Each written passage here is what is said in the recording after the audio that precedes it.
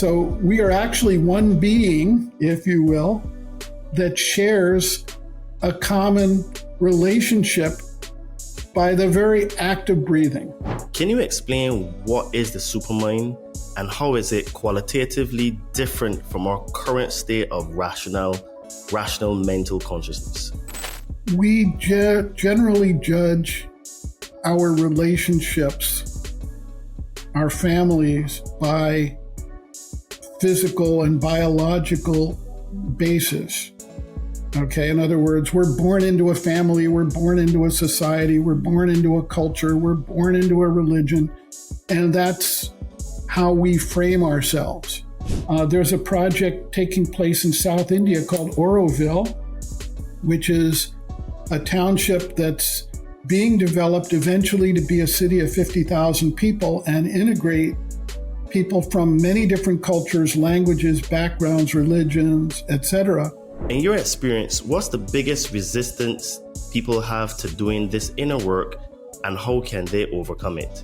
I think the biggest resistance is their fear of giving up what is known and secure to them, and that their peers and their friend circle and their education and background and training have told them they should do. If you are new to this podcast, please don't forget to like, subscribe, and to share, because that helps us to be recommended in the algorithms. If you would like to support this podcast, please check out our merch store on Amazon with the brand Todd and Me. We've got some cool t-shirts, tank tops, hoodies, and sweaters. Link will be in the description of this podcast. And if you're now starting a spiritual journey, you would like to start a spiritual journey, or you're currently on a spiritual journey and you would like some help removing some fears and traumas, please hit me up on my Instagram at Adriano_246 and it will help you to get some magic mushrooms. Enjoy the show and stay tuned because we have some more great content coming soon. Hello, beautiful and amazing people. Welcome to the Conscious Man 7 podcast. I am your host, Todd Cave. And this podcast is the place where awakening men and women come to unlock the deeper truths of life, break free from the illusions of modern society, and reconnect to their true power. In this episode, we're diving into one of the most profound spiritual blueprints for humanity's evolution with author, teacher, and consciousness explorer Santosh Krinsky. Santosh has spent decades immersed in the teachings of Sri Aurobindo, one of the most influential spiritual philosophers of the modern era. Through his work at the Institute for Holistic Education and his readings in Sri Aurobindo series, Santosh brings ancient spiritual wisdom into practical focus, giving us tools to confront today's identity crises, the addiction to consumerism, and the deeper questions about our purpose. This isn't just an intellectual conversation, it's a roadmap to escape the matrix. If you've ever wondered whether there is more to life than the endless pursuit of money, validation, and survival, this episode could be your turning point. Stay tuned. When truth is blurred by lies and misinformation, perception becomes reality. What will you perceive your reality to be? Liberate your fears and walk with me.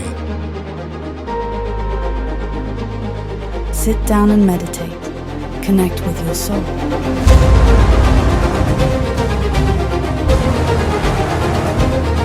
Be a monster and then learn how to control it.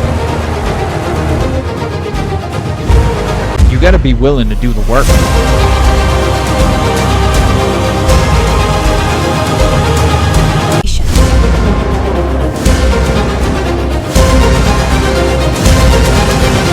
So it really goes really deep in terms of words and etymology and what they mean. So this is why it is really hard to really crack the matrix, because there's so many levels and layers to it, Santosh, welcome to the Conscious Man 7 podcast. How are you today, mate? Thank you. I'm fine, and it's a pleasure to be with you today, Todd.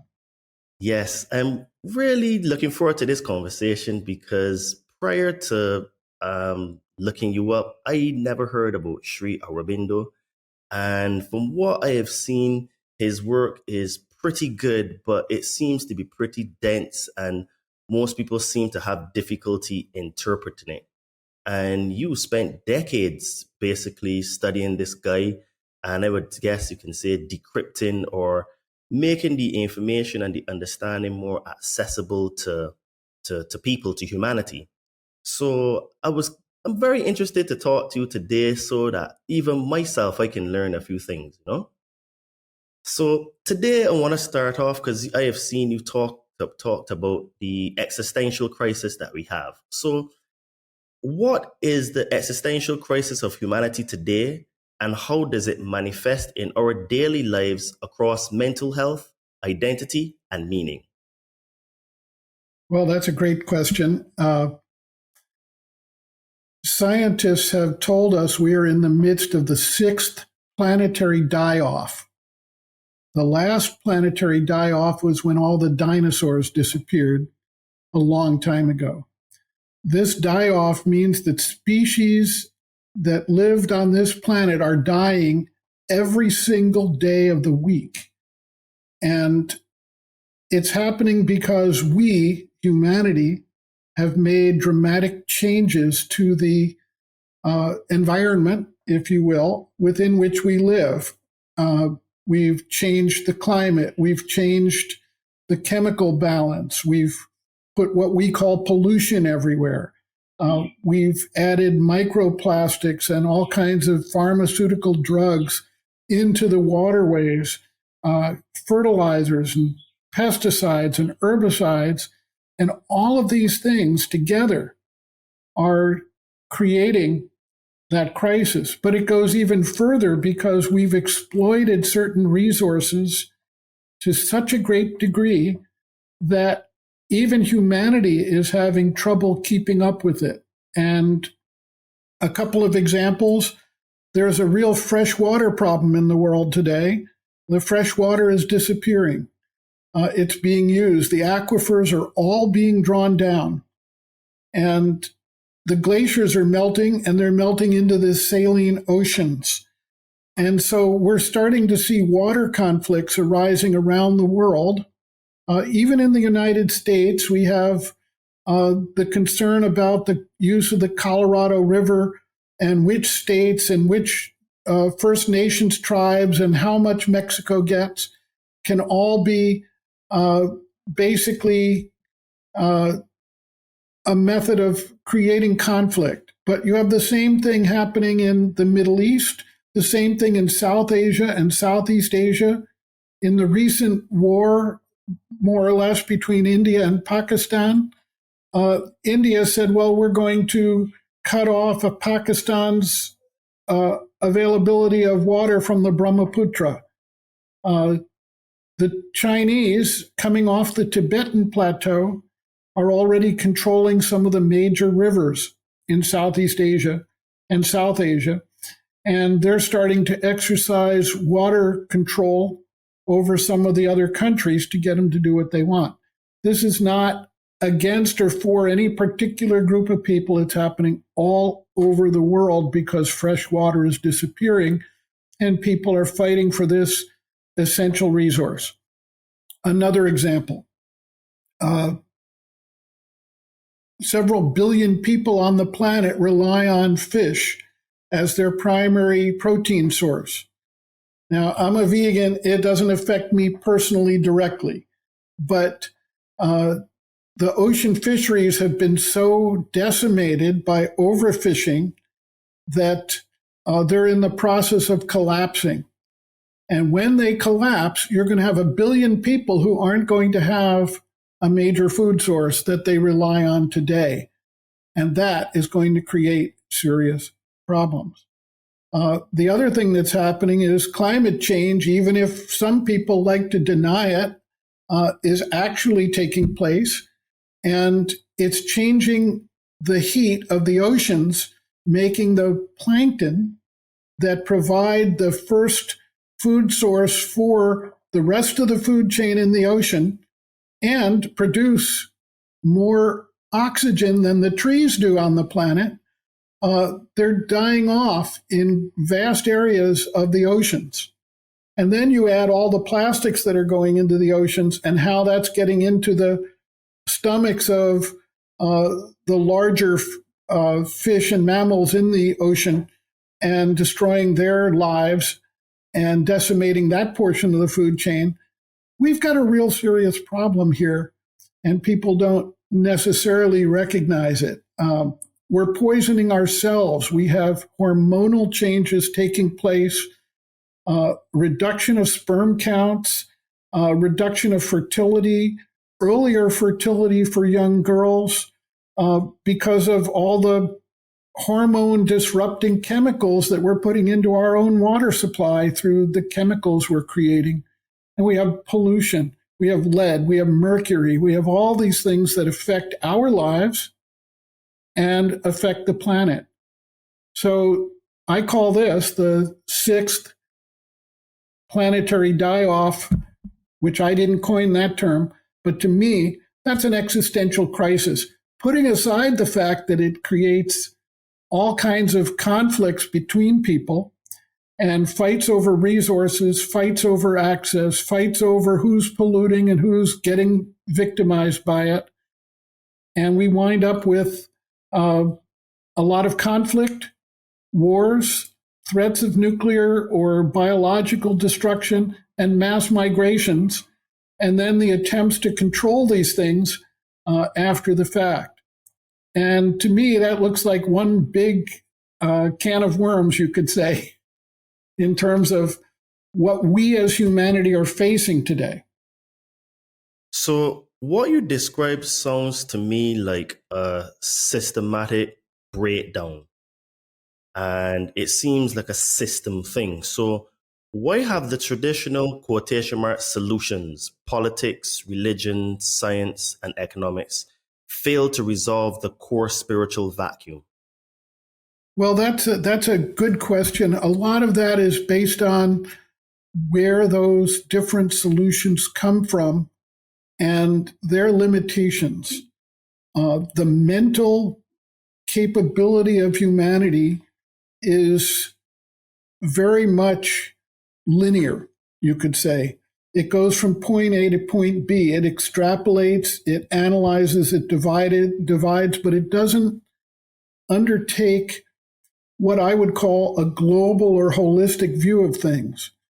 And so the solutions tend to have unintended consequences, and people sitting in different spots in the mental realm have different ways of looking at it and different solutions, and then they all conflict with each other, and they haven't found a way to harmonize that. So we wind up with what is called gridlock.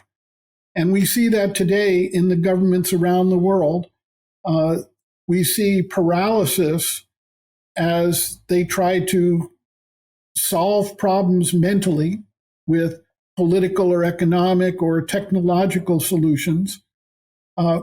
And in terms of religion, that comes from a somewhat different space in our being, but each religion has its own agenda, if you will, and they haven't quite all come to the conclusion that they need to play nice with each other. Religion has probably caused more wars and more deaths than any other thing in the history of humanity, because they all think that they're the ones and everyone else is wrong. And in some cases, it's have a crusade and kill the infidels. This has not been a pretty history that religion has undergone, even though the founders of religions, in many cases, spoke of the unity and the oneness of humanity, the unity of consciousness on the planet. It didn't quite translate down to all of the disciples and then the vested interests that latched onto that because they could capture the support of people. So it wound up with that the religions, for the most part, got co-opted by the vested interests. To put it in Christian terms, Jesus turned down the control of the government, the politics of the world, when he was tempted with that. But later, the Roman Empire co-opted the Christian religion and made it a state religion and used it to conquer other people. So we have the difference between a founder and the result later, hundreds of years possibly later, when it when it actually gets carried out in the real world and people start fighting over money and prestige and power and everything else. Yeah, I totally agree with you in the sense that religion is, I say it's a terrible idea. I think it's the worst invention ever given to man. And I think it has created part of the crises that we have. So with that being said, can you share how Sri Aurobindo framed this crisis in his time and why his diagnosis is more relevant than ever in 2025? Yes, to do that, I have to take us back a little bit to an understanding of the evolution of consciousness, because essentially Sri Aurobindo looks at the development of consciousness as the key to evolution on the planet. Charles Darwin talks about the evolution of forms, and he studied how different forms move from one formation to the next formation to the next formation. And that didn't explain what the causative factor is. And the causative factor, from Sri Aurobindo's viewpoint, was the development of consciousness. There's a consciousness, if you will, in every rock and every mineral on the planet.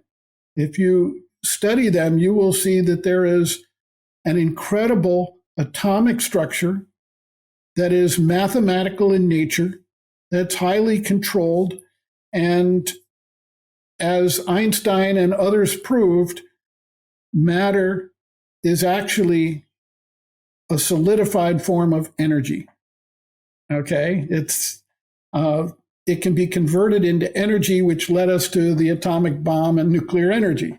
So the energy is locked away in matter. It's there. It's just not very active or visible to us in the material form. Out of those material forms, over a period of many millennia, life forms evolved. And life forms add the vital principle. They add movement, responsiveness, reactions, etc. They transform energy into new patterns and forms. Eventually, plant forms evolved, and then we saw the development of animals, which add mobility and can begin to eat and attack one another, okay? And that's the vital force that occurs in animals. And then a relatively recent geological time, we see the development of the mental force, first of all in a rudimentary form in animals, and then secondarily as it begins to develop in a more expressive form in human beings. So we are the primary vehicle or vessel, if you will, of mental consciousness on the planet right now. It's not fully formed in every individual. That's for sure. We still have a lot of our vital energetic impulses, instincts, and habits that are forcing and directing the way things turn out to a great degree. But we have capabilities at the mental level that we don't see at earlier stages of the evolution of consciousness. Sri Aurobindo looks at this and says there is a movement and a trajectory towards increasing consciousness. And it's pretty clear that the mental consciousness is limited, even when it's developed as far as the most developed human individual.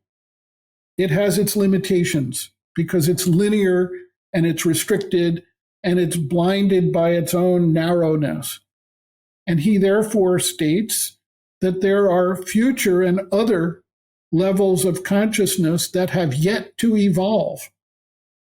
And those next levels of consciousness bring in powers of understanding that is more global in scope.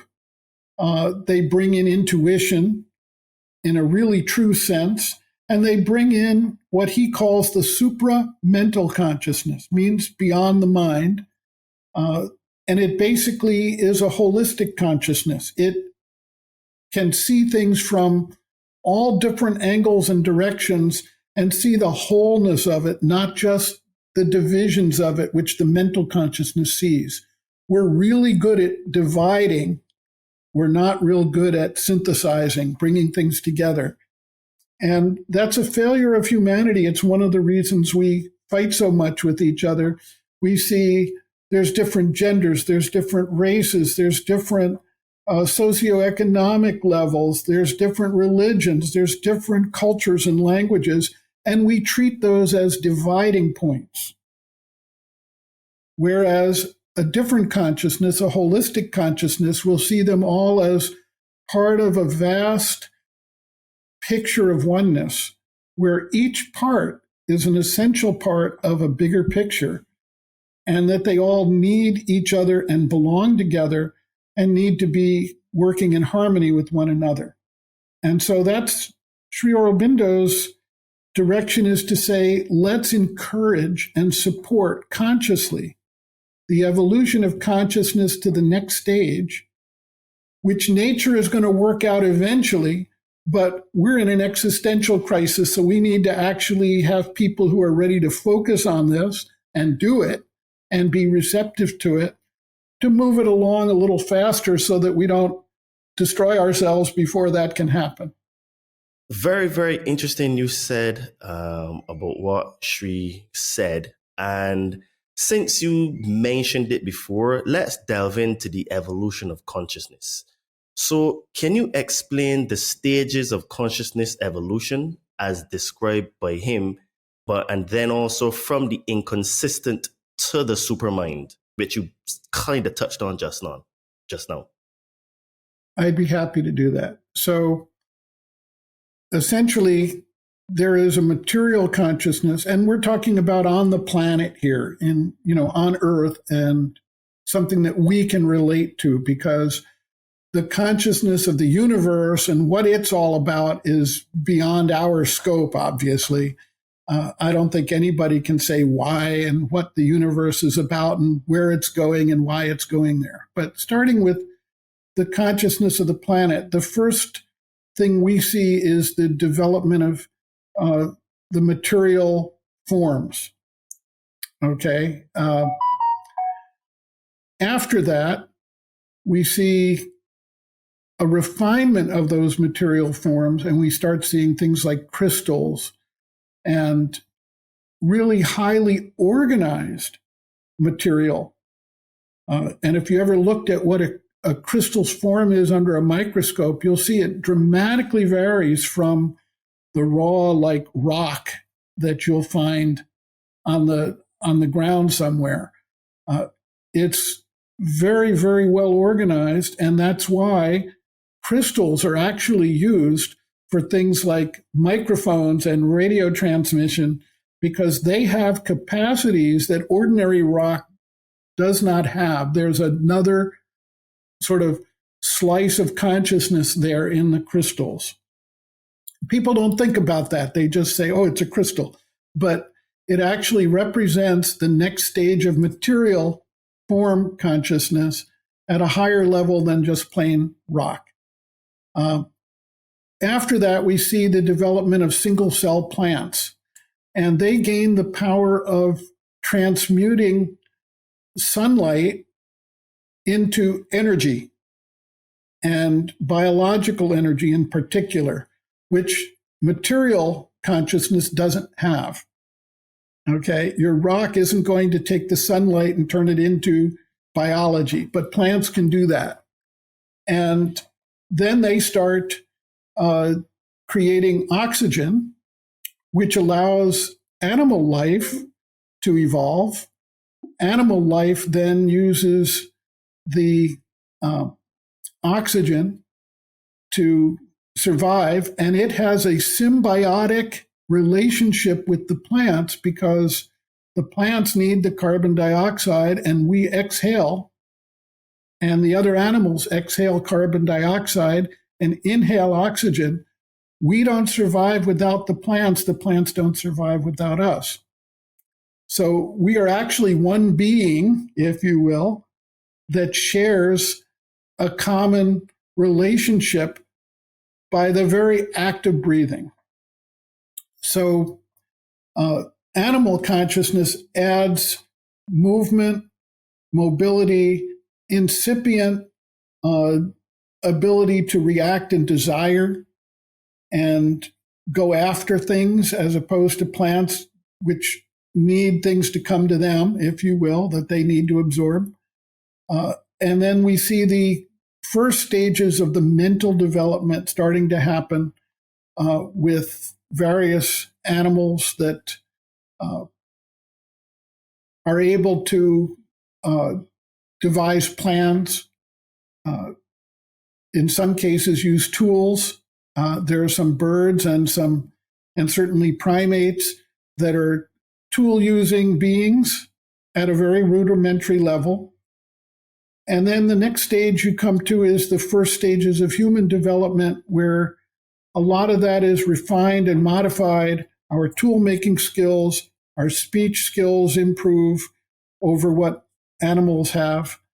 And at a certain point, as humanity develops, we gain what we call the higher reason, which is a skill set for thinking beyond the immediate situation and need, planning, articulating, and looking back into the past, reflecting, and eventually self-reflection, where we can actually look at ourselves and reflect on what is our goal, what is our purpose, what is our significance, what are we here to do? Is there life after death? I mean, all these questions come up as a result of the mental consciousness developing.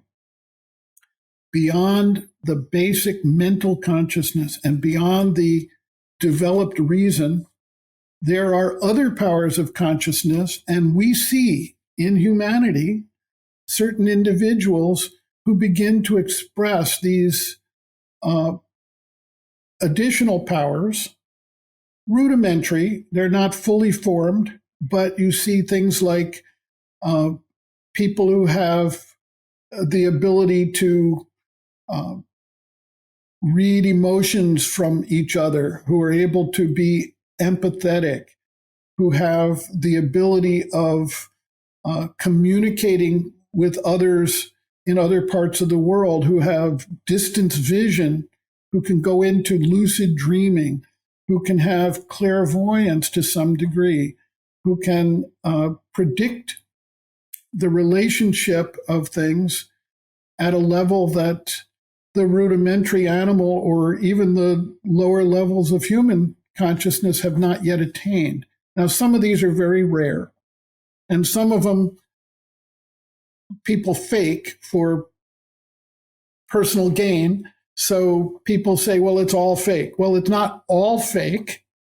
There are real individuals who can do this. There are examples. For example, a case that I read about was there was a soldier in the First World War, and his sister lived, thousands of miles away.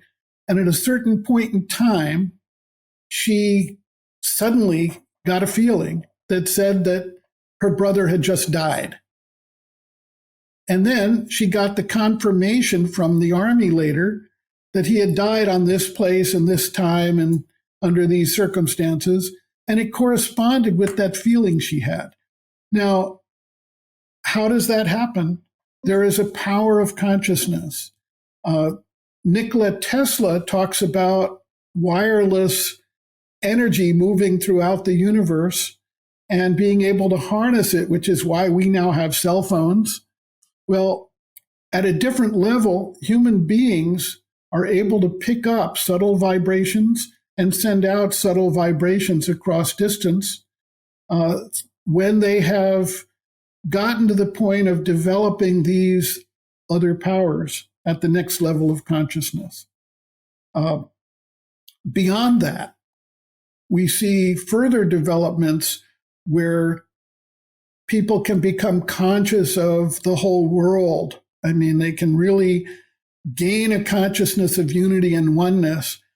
And those individuals, in many cases, we identify as great seers and sages and religious founders, people who really have an experience that goes beyond the ordinary, who see things differently, great artists in some cases. And those represent powers beyond our ordinary cognition in our daily lives. And it doesn't mean that people can't develop it. It just means they haven't developed it yet. And I'll give you an example. A child is born, and its first efforts are gaining control of its physical body. It learns how to crawl. It learns how to pull itself up. It learns how to walk. It learns how to develop coordination of the physical body and interrelate it with their brain. Along the way, they start to develop their vital needs and personality. And if anyone's had children, they know about the terrible twos. This is when the personality, the vital nature, begins to want to see what its boundaries are and how it can assert itself in the world. And then as they develop, they begin to integrate those things more. And at some point, their mental development begins to take place. And some of them go on to careers in engineering or technology or philosophy or humanities or writing or whatever it might be, communication, as they develop their mental powers.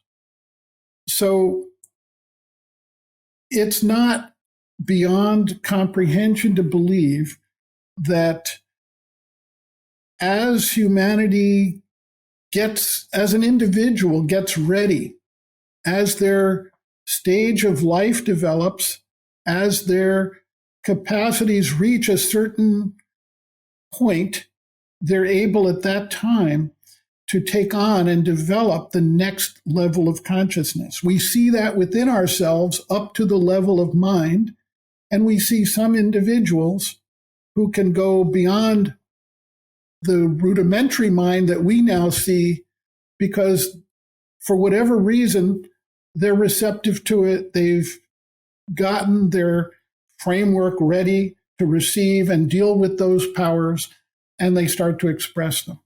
Okay, so it sounds like you were talking about something called the supermind. So can you explain what is the supermind and how is it qualitatively different from our current state of rational mental consciousness? So as Sri Aurobindo explains it, because obviously if you haven't yourself necessarily experienced it, you have to take some of this a little bit on the experience of others, okay? And so as he explains it, and actually going back beyond that to some of the ancient seers and sages, they talk about a knowledge consciousness. In Sanskrit, it's vijnana, which is a term for the consciousness at the next level behind mind, or manas. And that consciousness is one with you could say the universe, but at least with the planetary existence. It can see and feel and experience things in a wholeness, in a completeness that the mind doesn't have. The mind works in straight lines, and it works with either or, black and white, very limited perception. It's more or less, and I used this example recently for some other purpose, but there's a famous story of 5 different people observing an automobile accident from 5 different locations on the ground. And they each come up with a different story about who caused what and what the sequence was. They're each seeing it from their mental awareness and consciousness. But now, if you put a super observer, if you will, above them, say at a window above the street, he can see all 5 of those observers. He can see the actual automobile accident coming together, and he's the one who can actually harmonize the 5 different viewpoints together because he sees them all and he sees how they fit together with the actual event. Supermind is basically the super observer, if you will, in that example.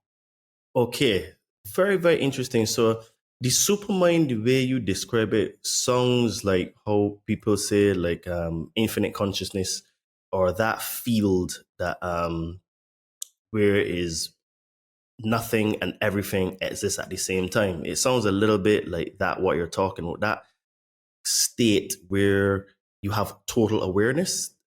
Does that make sense, the way I'm trying to describe it?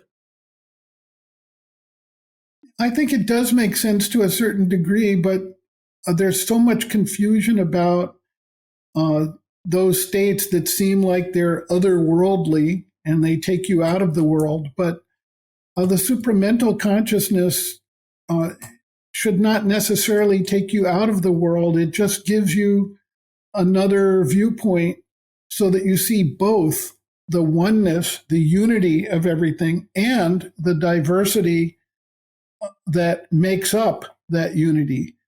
And that's a much more complex picture than shifting from you're involved in the diversity and all the different analyses that we do at the mental level, or you shift over here and now you see everything as a oneness. Supramental consciousness is able to integrate oneness with diversity, unity with diversity. And so they're both present concurrently and not in conflict with each other. Okay, that's interesting because from my understanding, we live in kind of a bit of a binary system. And I always thought it was the binary, which is really the separation from the infinite consciousness. But you're saying then that the supermind integrates both of those together. So it's like bringing the separation in with the oneness so that you can see both sides, but still you can see on top at the same time to get a holistic view. Does that sound a bit more like how you're trying to explain? Yes. The whole idea of that binary is really a mental way of looking at things. And the supramental way of looking at things would be to recognize that there is a oneness and a diversity that are one thing. And I'll give you an example. You go to the ocean and you take a glass and you fill it with ocean water. Okay? When you fill it with ocean water, the water is the same in the ocean and in the glass, but there's a separation. It's an artificial separation. And if you immerse that glass of water into the ocean, the water is flowing in and out of that glass, and it's still a full glass of water, but it's also part of that infinite ocean.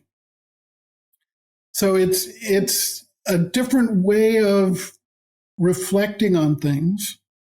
And that's part of what helps us to solve the existential crisis eventually, because this linear gridlocked view of things is impossible for us to solve all these crises we spoke about earlier. Okay. So in your view, how does our transition to the next phase of consciousness related to modern movements like transhumanism, AI, or digital immorality? I think that every one of the movements represents an attempt by humanity to move beyond its limitations. And to that extent, they are all part of that aspiration for something greater, something more harmonious, something that's going to help us become better human beings and relate to one another more effectively and solve some of the problems that we've created with our mental framework. So I think there's a lot of benefit from each of these directions. They don't, any one of them necessarily solve the problem because many of them are still immersed in the mental consciousness. And certainly with AI, and it's interesting, I recently did an interview with ChatGPT, and I actually posed it a lot of questions and had it provide answers. And I'm turning that into a book, My Dinner with ChatGPT, because it's really fascinating. And it's pretty clear it's limited by the mental framework, and it's not the solution to this new consciousness. It is simply an extension of the mental consciousness, although it has so much more information available to it that it can make connections that we find hard to make on our own right now. And it may help us to evolve as we widen our understanding based on what we can get from it. You know, I at first I was started to I wouldn't use the word fear, but I was very conscious of artificial intelligence. But I am now starting to think that artificial intelligence is pretty much like a gun. A gun can be used to save someone, and a gun can be used to kill someone. Just like a knife, any weapon. And I think it is basically the user, how you use it. So how I see artificial intelligence is that if you input the right information into it, therefore you become like the architect in a matrix, you can actually create revolutionary and magnificent things because you are starting to think on another level as like a planner. And the artificial intelligence can do all the heavy lifting for you, right? Instead of you having to go and read hundreds and hundreds of books, you can be. And the thing is, what you realize about AI is you have to be very specific, because if you're not very specific, it comes and gives you information like that. I don't want that. So then it forces you now to think on a higher level to say, okay, is like you want to create a play and you're writing a script, but in your script, you be very detailed script. And the more detailed you are, the better information you can get. So I actually think that we can actually use AI to solve many problems and create revolutionary things that I think will amaze us if we use a higher level of mind to start to program it. Because from playing with it, I realized that the more stuff you feed it, the better it actually gets. So it's almost like, I guess you can call it like a child that you're raising, where you try to represent to be a good parent, then you are trying to be a good custodian then of it. Then on the flip side, you can use it for total nefarious things, where they're saying that the strike that Ukraine did on Russia, they used AI to help with the precision of the targeting. So then that could be a way now where you use it as a weapon to cause harm, where, you're feeding it specific detailed stuff to maim and to kill. While now on the flip side, you can use it to heal, look for illnesses, to find complex calculations and stuff, and even for astrophysics and all that kind of stuff. So I think it's a great opportunity for us, but we have to be wary with people that are programming it, which is where I sit now on the fence regards to AI. Well, I think you're in a very good spot with its benefits and its potential drawbacks. In my interview with ChatGPT, we explored very heavily. There's a whole chapter in the book that I'm putting together on the inherent biases that can impact the way ChatGPT responds to things like confirmation bias and input bias and programming bias. And I mean, there's a lot of issues that go into that. I had it explore what its biases were and where it came from. and how it overcame those biases and how its programming helped it to overcome those biases. It was fascinating. But you're right, to the extent that it's used for weaponry, it's like everything else in human life. We either make the best of it or we make the worst of it. And I totally agree with what you had to say about that. Okay, so what does Sri Aurobindo mean when he speaks about a new species evolving, not biologically, but spiritually? We generally judge our relationships, our families, by physical and biological basis. Okay, in other words, we're born into a family, we're born into a society, we're born into a culture, we're born into a religion, and that's how we frame ourselves. Okay? What we start to see happening nowadays is people are starting to identify with others as, you could say, family, not based strictly on their biological roots, but more based on their inclinations, their spiritual and mental and emotional development, their interests, etc. And we find this happening all over the world. I've got friends in many, many countries around the world, and we never physically meet, but on a certain level, we meet all the time with our discussions, our understanding of things, how we approach things, how we work to solve issues that we're facing. And they're more my family than my physical parents and siblings might be. I have much more in common with those individuals than I do with, the physical family.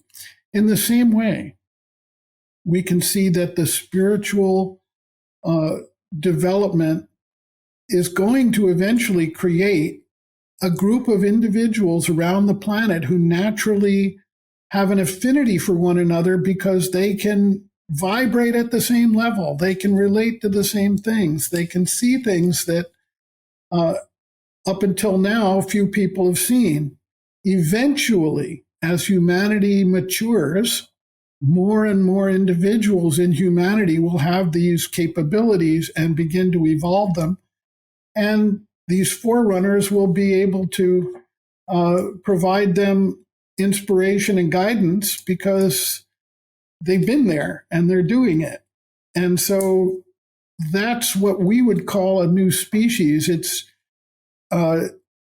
you've got Homo sapiens, but it might be that beyond Homo sapiens, we've got Homo supramentalis, or whatever you want to call it, that evolves. And the differences may or may not be great on the physical level, but they're certainly great on the evolutionary powers of consciousness level. And at some point, they may incorporate things that we don't even think about. For instance, there are genes that we have in our DNA, in our system, that are turned off right now for doing certain things. Genetic capabilities. For instance, I was reading today that elephants have like 30 genes that, when turned on, prevent them from getting cancer. And we have one. Now, if we were to turn on those other 15 or 20 or 29 genes, however many it is that we actually have latent within us, maybe cancer is cured. You see what I mean? Similarly, we get our food secondhand right now because the plants are the ones that convert the solar energy into biological energy. And if you're a vegan, you're going to wind up eating plants to get that energy. If you are a carnivore or an omnivore, then you're going to wind up eating an animal that eats a plant that gets the energy. But what if, just for the moment, we turned on the genetic capability within ourselves to simply absorb the solar energy directly and convert it into biological energy. There is actually an animal that does that. Okay? And it's a small animal somewhere. I forget what it is, but I was reading about it a few months ago. It actually has the power because it ate some algae or something and was able to incorporate those genes into itself so that it can now spend a year not having to eat anything because it creates solar energy into biological energy. So what if that gets turned on as a result of this next evolutionary stage and people don't have to fight so much over the food supply? Those are going to be a different species of people. Now, who knows? I mean, we're now speculating, but we're speculating about things that are there. They're now looking at growing teeth with people's own tissues, that they're actually the ability to regrow teeth instead of putting in artificial teeth.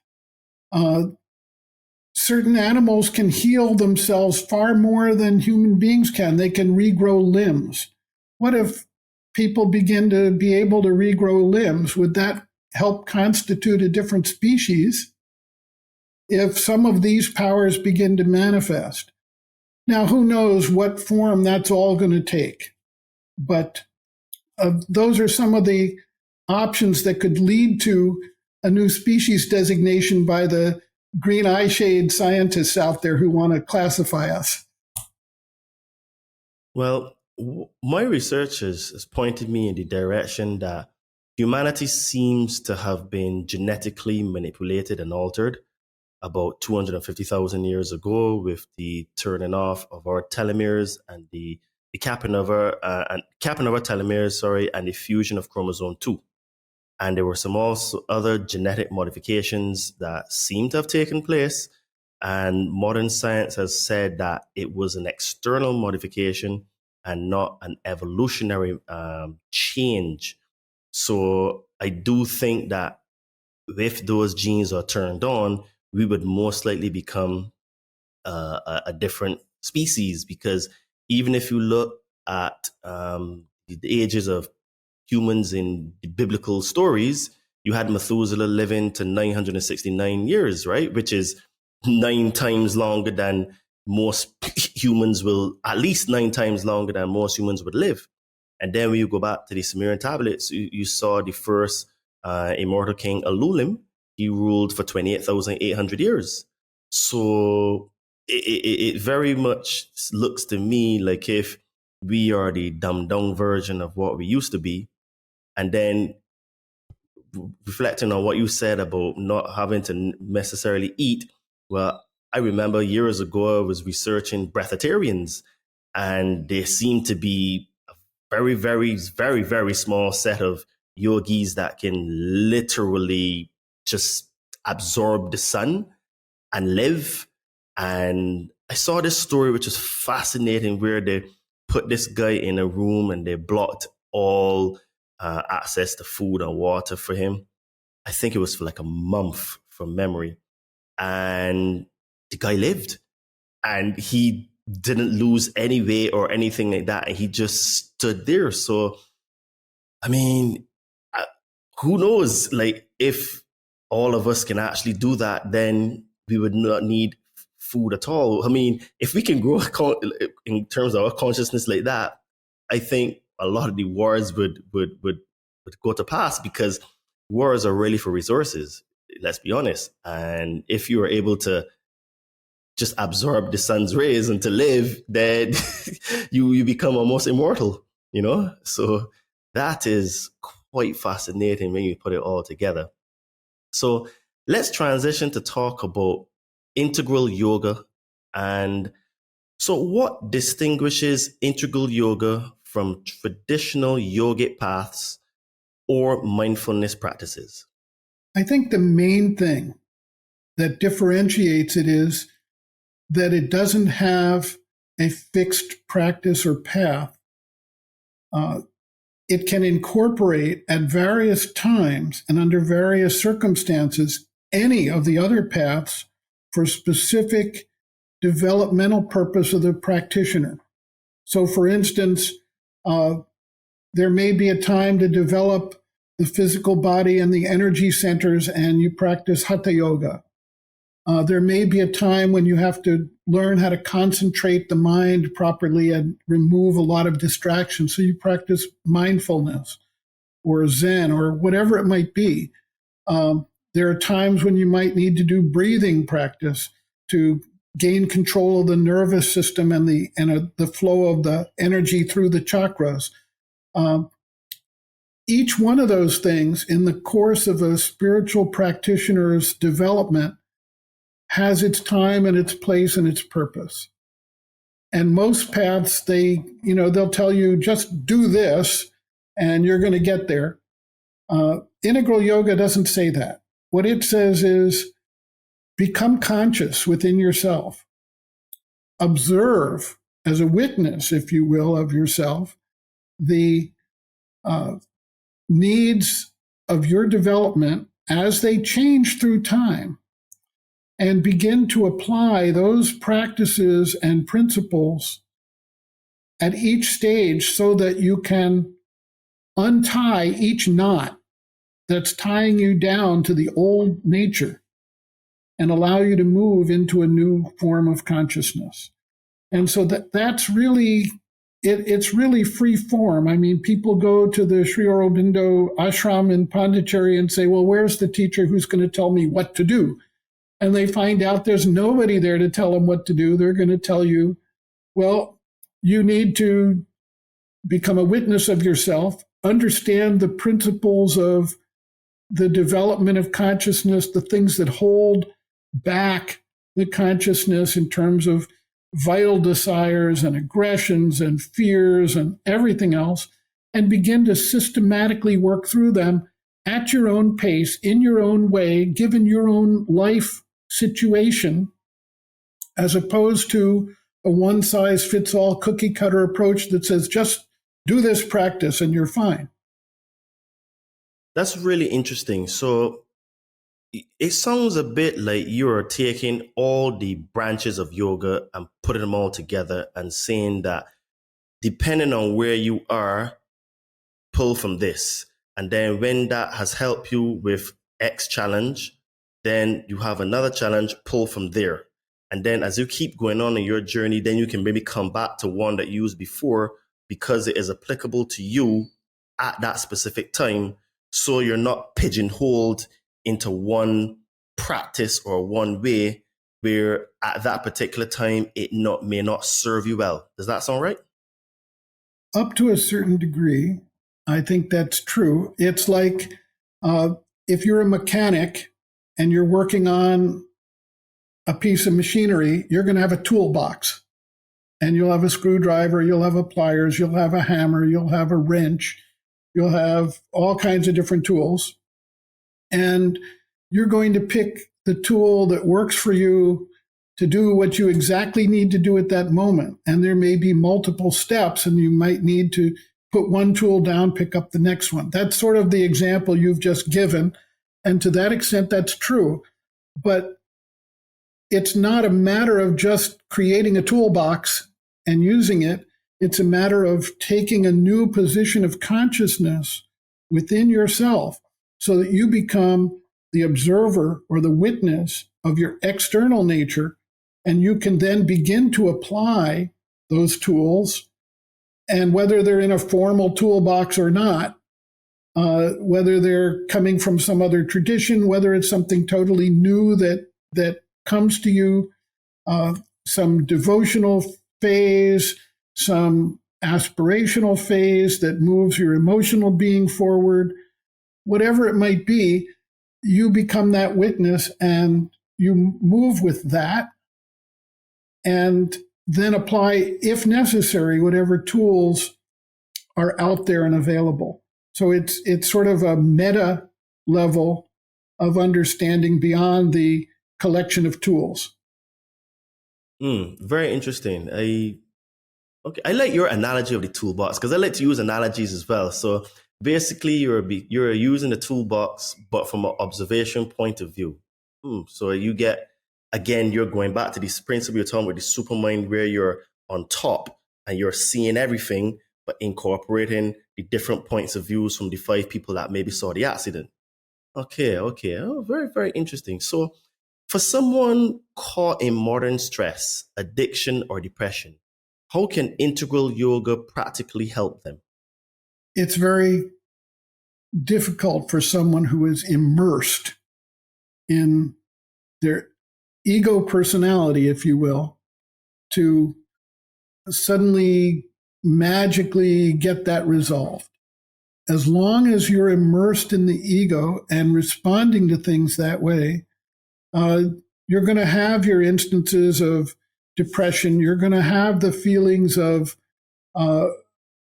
weakness or limitation or fear or desire, whatever it might be. And to the extent that that's working on you, you may wind up with, how do I get out of this? And you wind up with alcohol or drugs or addiction of some sort. And it could be a non-drug form of addiction. It could be, food addiction of some sort where you just do what's called emotional eating.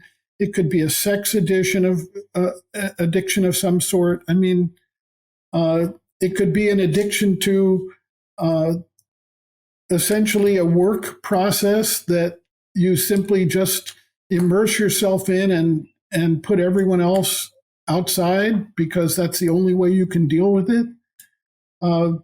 It can be an addiction to withdrawal from life, where people just simply can't deal with it and they walk away and they go and live in a cabin in the woods somewhere. I mean, that's also a form of addiction to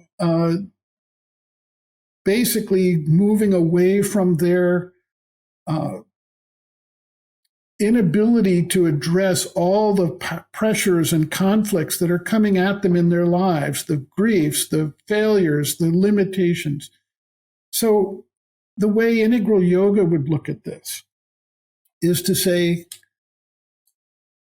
start to separate yourself from your external ego. Observe it. Just look at it. Watch it. When you feel down, when you feel depressed, when you feel angry, when you feel sad, use that as an observational point. Don't get yourself so wrapped up in it that it's driving your action. And you see what it's doing to you, how it's making you think, how it's making you feel. And once you're able to observe it, then at a certain point, you're able to input a different response. And that different response may be, well, okay, maybe I'm just reacting to disappointment by going out and eating or whatever it is, or going out shopping. And you say, well, let me practice doing something different this time. Let me put something else in there. Let me do something constructive. Let me go out and help some other people, because that's actually the best therapy for people.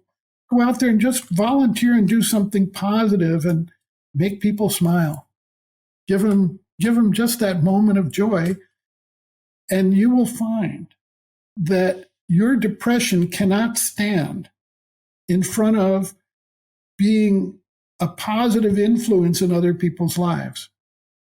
That's a very simple way of looking at it, but through observation and understanding of that, you can begin to substitute positive outreach for negative victimhood.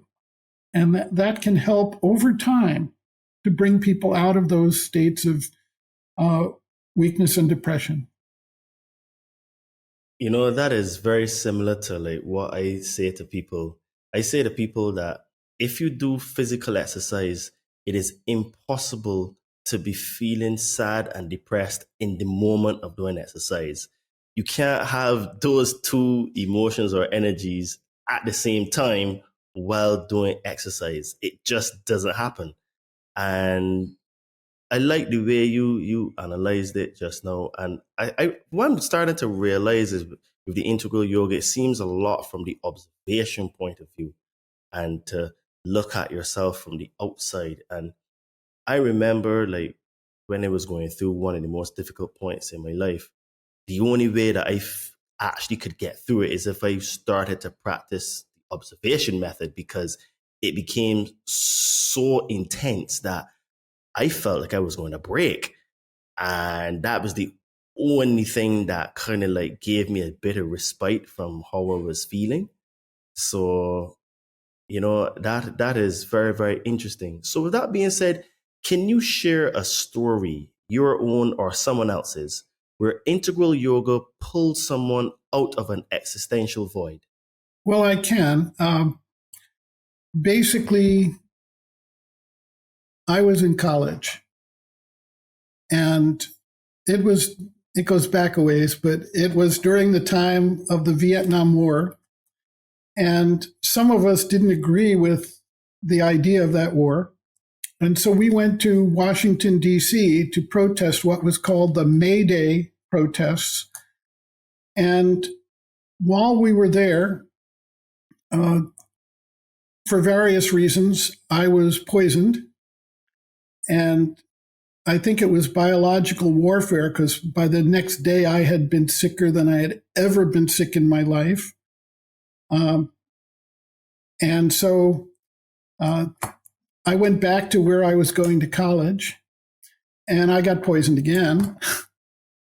And people said, you need to go to a hospital. Well, I was so paranoid at that point. I didn't want to go anywhere near a hospital. So I said, if I don't come out of the room in the next 3 days, just come in and collect the body. I mean, I was that out of it. So totally disoriented about where I was and what I was doing. And I basically had I would call it a near-death experience. Every bone in my body, every muscle in my body seized up, and I couldn't breathe. And then I heard somewhere within the words, do yogic breathing. Now, I had no idea what yogic breathing was. I had never had any relationship to yoga. It wasn't where I was coming from. I was on a career path. I was on a college degree path. I mean, it was not my life, okay? And something started breathing me. Well, when I woke up, I saw the sun shining, and I knew that there was a divine purpose in the world and that my life had changed. And I became aware that the economic, the political, the technological, the mental solutions that we all thought were going to somehow save the world were totally useless, and something else needed to happen. And at that point, I got a call from a friend who said, I can't take this anymore. I'm going to Europe. I said, great, give me 2 weeks to finish my final exams, and I'll come with you. And I knew he wasn't going to stay, and that he was there just to move me to Europe. So I packed up a few belongings in a backpack and sold everything I could to raise some money, and bought a couple of yoga books, because who knew anything about yoga? But it had saved my life. And so I bought Vivekananda's Raja Yoga, and I bought Tibetan Yoga and Secret Practices by Evans Wentz, and took those 2 books with me to Europe and started studying them and trying to practice them on my own. And while I was there, I was living in an abandoned house with other people next to the university in Frankfurt. And there was a philosopher in another one of the rooms. And we would have discussions about Ouspensky and Gurdjieff and Rudolf Steiner. And, he educated me about a lot of things.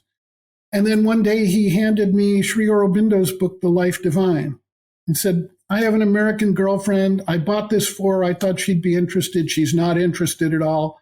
I thought maybe you're interested.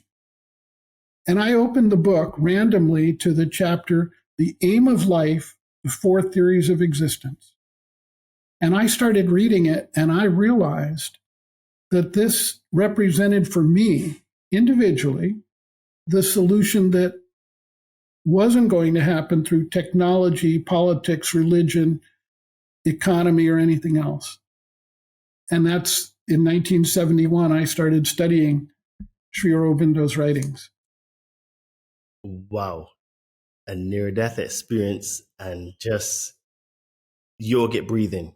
That is levels. I tell you, I've connected to the divine in that respect as well, where even this podcast, I was woken out of my sleep and I was told, and the voice, as I call it, said 2 words: do podcast.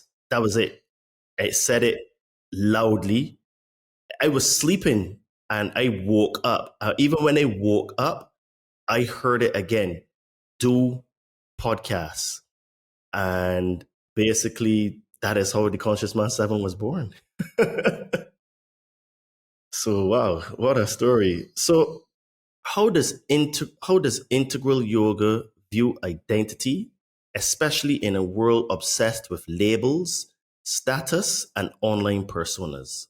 I would say that the focus of integral yoga is on the evolution of the next level of consciousness. And it's not related to individual ego personality, status, income, race, gender, any of those things.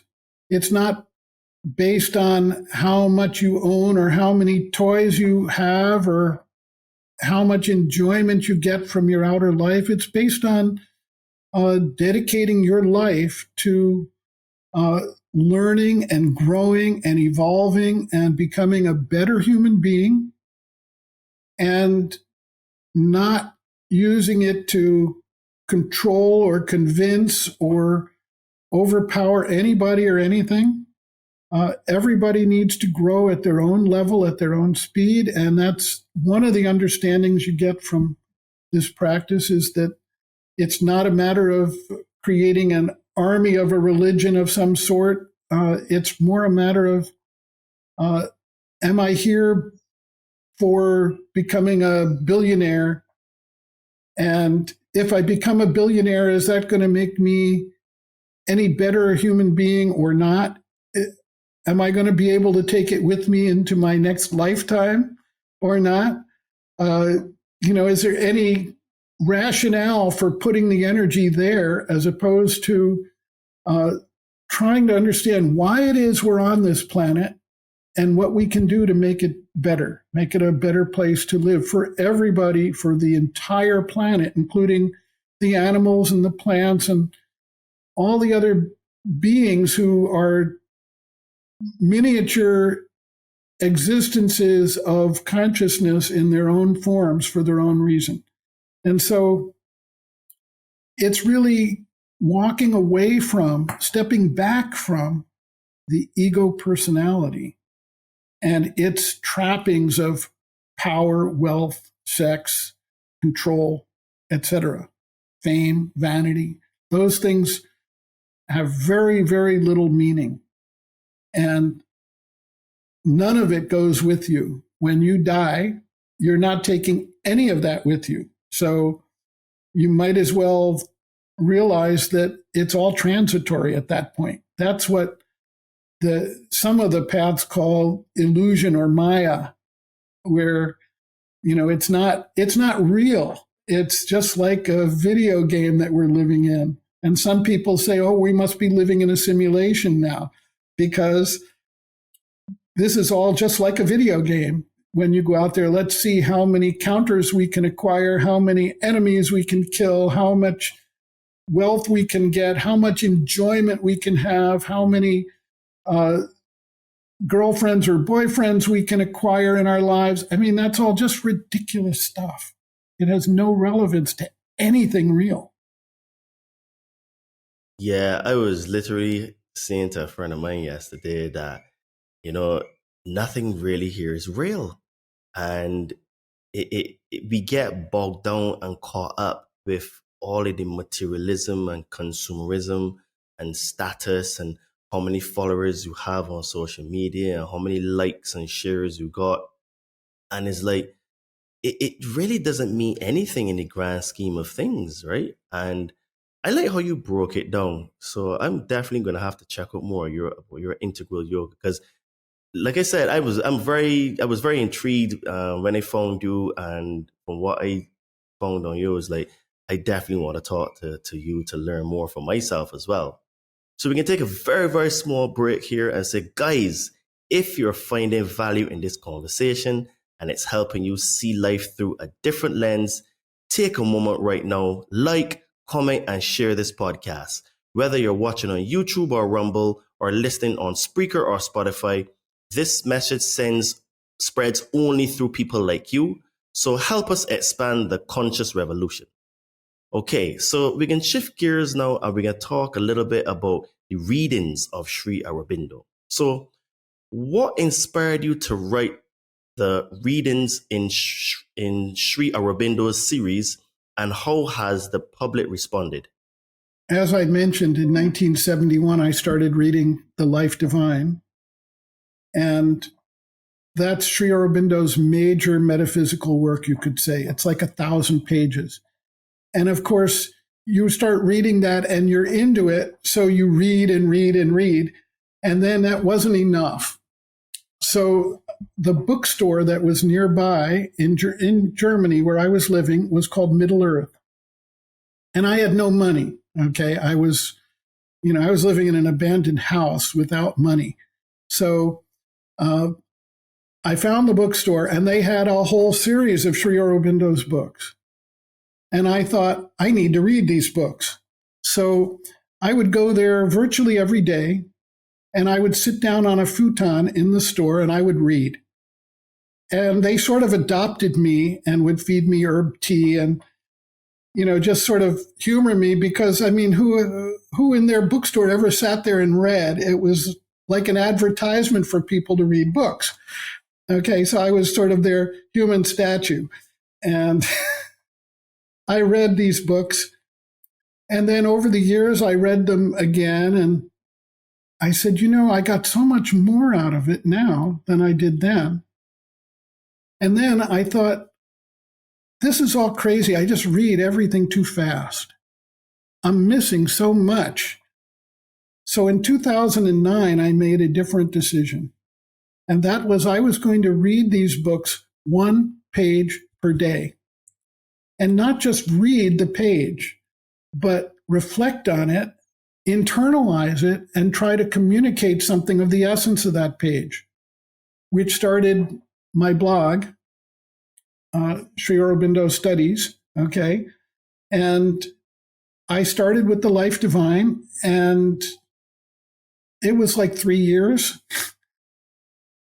And I found things in there that I never would have found. I mean, everything. What is dream consciousness? What are the different levels of ignorance? What are the different types of knowledge? I mean, it was insane how much I had missed with reading it for years. And so the blog developed, and then about 3 years in, I finished The Life Divine, and I suddenly woke up one day and said, I run a publishing house. Let's publish these books. So I took the blog posts, turned them into books, and published the first 3 readings in Sri Aurobindo books on The Life Divine, volumes 1, 2, and 3.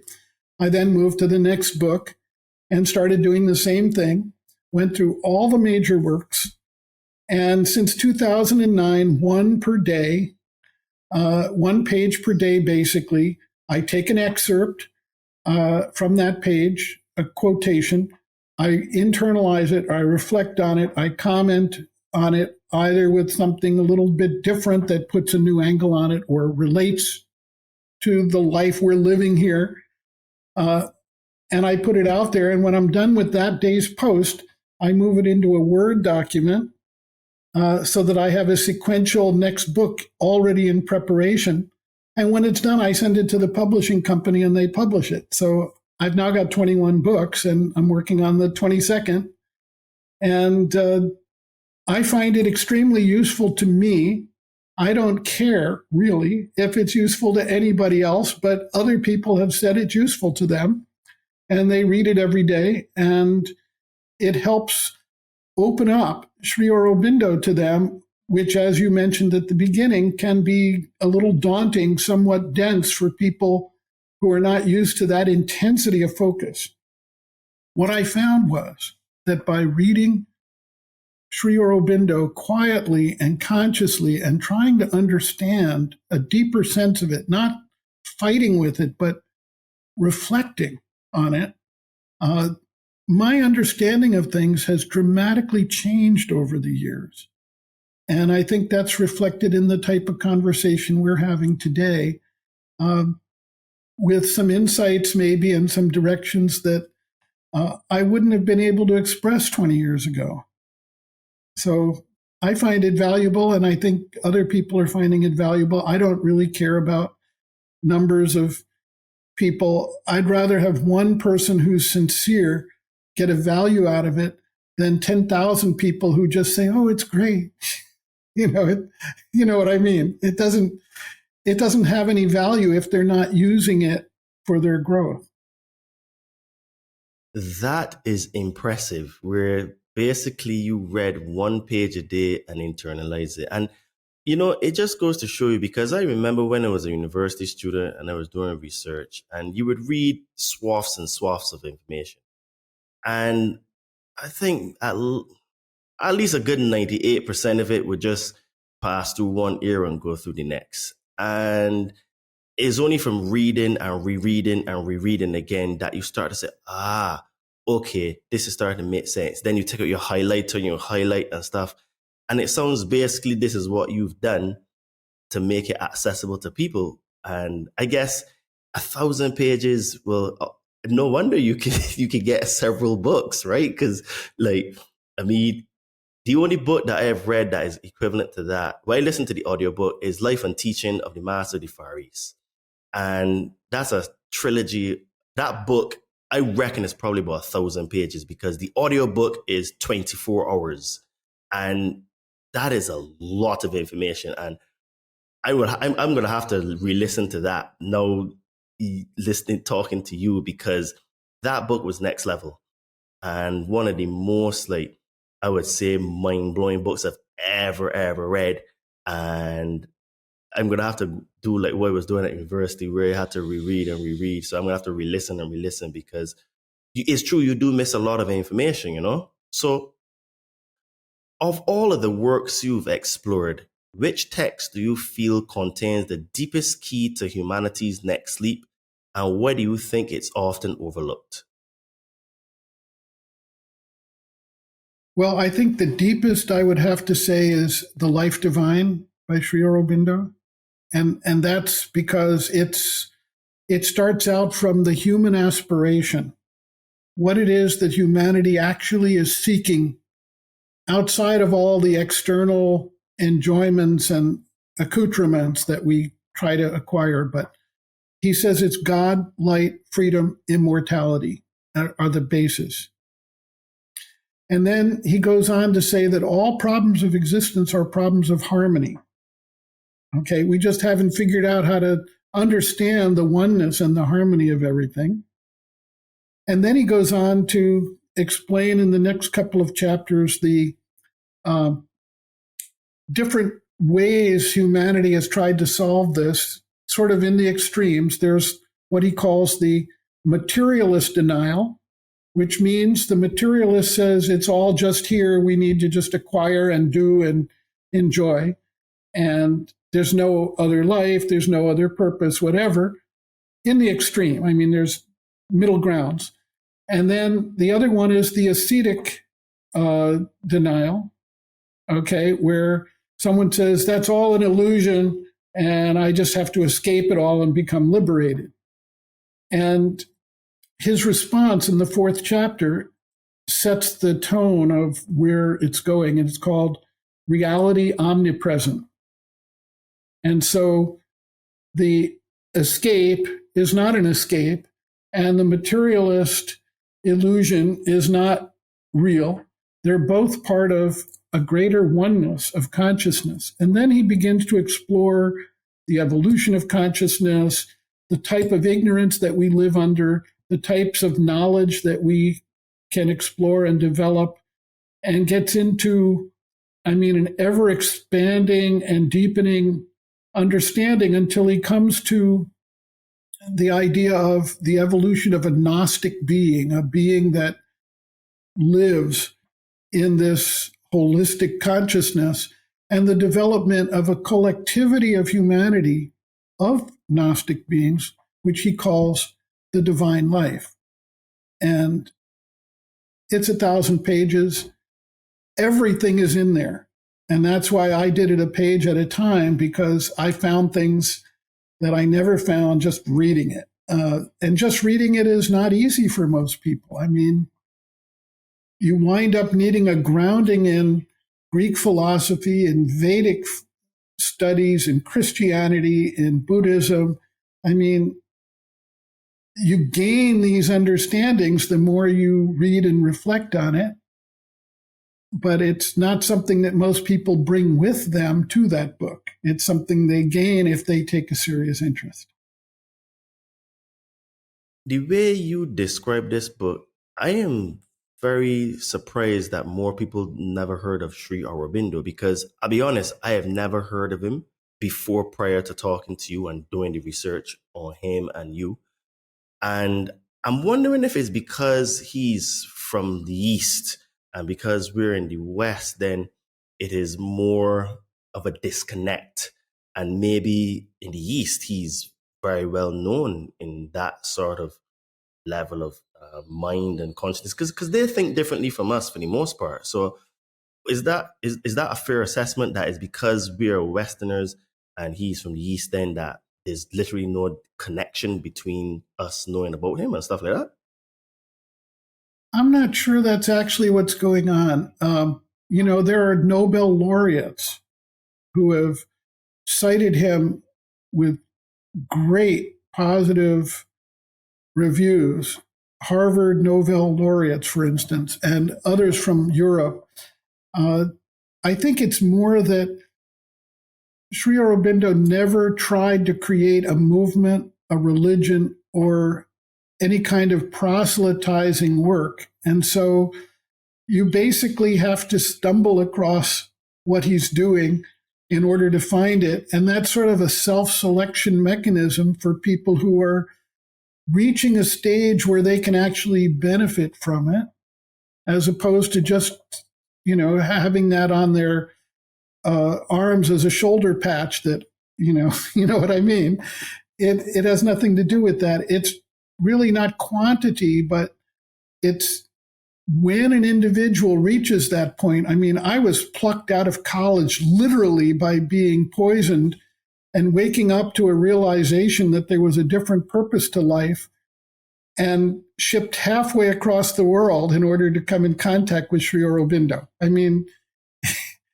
It's not like everyone's going to hear about him and he's in everyone's tongues. It's not like that. It's really, people need to really be on a serious search, and then the right things get attracted to them, or they get attracted to it. Either way, there's this sort of secret process that takes place. They call it the law of attraction, and they've sort of misinterpreted what that's all about. But the law of attraction really does work when you are ready to hear something and you're sincere. You'll hear it, and not until then.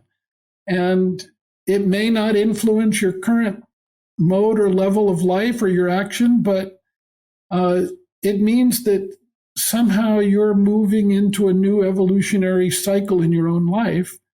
And someday it'll be of use to you, and you'll say, oh yeah, that's really what I need to do right now.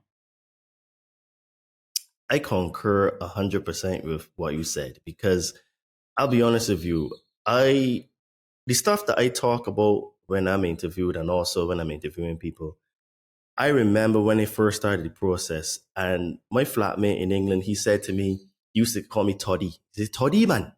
He says, what are you going to do with all this information? I said, mate, I right now I'm just trying to figure stuff out. Like right now I'm lost, I'm confused, and I'm just reading. I'm reading books and listening to books like it was food and my life depended on it. Never would I have guessed in a million years that when I started that process 8.5 years ago, I would have a show called the Conscious Man 7 podcast, talking about the things that I was learning. And every book I found came to me either from listening to a previous podcast or at the time when YouTube was still good and the algorithm wasn't broken. I would get recommendations for books and I would just like listening to these audiobooks and I'd be, wow, that's levels. And then another one would appear. And every time I was going through something in my life, another book would appear. Or somebody would tell me about a book or just pass me a book randomly. It was insane. So I totally agree with you. I don't know if subconsciously I was projecting to the universe to attract these things, or it was just my path, or it could be a combination of both. But I completely agree with what you said just now, that when you're on a particular path and you're searching, you end up finding. And you know, you started when you were poisoned. My journey started 20 years ago when I had an accident and I broke my foot when I fell off my motorcycle. So, you know, you never know how things are going to work out, and you never know why things happen to you at particular times. And you got poisoned and went to Europe. I fell off my motorcycle and then I had to have reconstructive surgery on my foot 8.5 years ago, which led me down the path to eating books and consuming books like my life depended on it. So let's transition and talk about the Institute for Holistic Education. So what is the mission behind the Institute for Holistic Education? We founded the Institute with the idea that it would help integrate spirituality into daily life. And the idea here is that this isn't, you know, a lot of people, when they practice religion, they go to church or a temple or a synagogue or a mosque, whatever it is they're doing, and they're there and they do their prayers. And then when they walk away from that, they become different people. Okay? It's like, it's really hard to find Christ in a lot of Christians outside of Sunday when they're in the church listening to the sermon. You know, it's like that. And Bugs. So the idea of integrating spirituality into daily life is that we carry it around with us all the time. We don't just do it on Sundays or Saturdays or Fridays, whatever your day is, to do that. And we don't just do it during times of prayer. You know, some people pray every morning at 3 a.m. or 6 a.m. Some people pray 5 times a day, whatever it is. But what are they living when they leave that prayer behind for the day or for the few hours, whatever it is? What are they living when they walk out of the church or the temple or the mosque? Are they actually living that principle? Are they living that love each other as brethren, which all the religions at some point say? Take care of the immigrant, feed the hungry, heal the sick. These are core principles of how to care for others. And I didn't see that happening in most places. And this is a generalization. It's not universal. I mean, there are definitely people and groups and organizations that really try to do this. But we wanted to speak to people who are not affiliated necessarily with a particular religion. They can be, we don't care, but basically who want to explore the development of consciousness, want to explore how to turn your life into that and how to become that next evolved level over time, whether in this life or the next. A lot of what we do as the Institute is actually the daily blog and podcast that I do, where we're exploring these concepts. Like I think yesterday or the day before, it was on how to deal with anxiety and worry. Okay. There have been recent ones on dealing with depression. There have been other ones dealing with larger issues of the human scale, not the individual scale. And so it's a broad range of things that the Institute tries to bring forward and hope that people will find benefit in and reflect on. Okay, so can you describe a specific transformation or impact story you've seen through the Institute's work? Mostly I see it within myself and my wife, actually. We are different people than we were 15 or 20 or 30 years ago. Dramatically different in the way we see things, the way we relate to things, the way we try to interface with people and deal with the world. At the same time, we have some friends who we've made here in Hawaii, and one of them is a PhD candidate and teacher, and he comes here Friday evenings for a meditation session. And he mentioned that he was listening to the podcast on his way to the university here on a regular basis. And it was like the day of the podcast was exactly what he needed to hear to deal with his situations that day. It was like it was being written for him. And so that's an outside example where somebody outside felt like, yes, this is today's thing that I need to hear and deal with. And one of them, he said he played like dozens of times because it was so relevant to his struggle at the moment, because he was really struggling on certain things.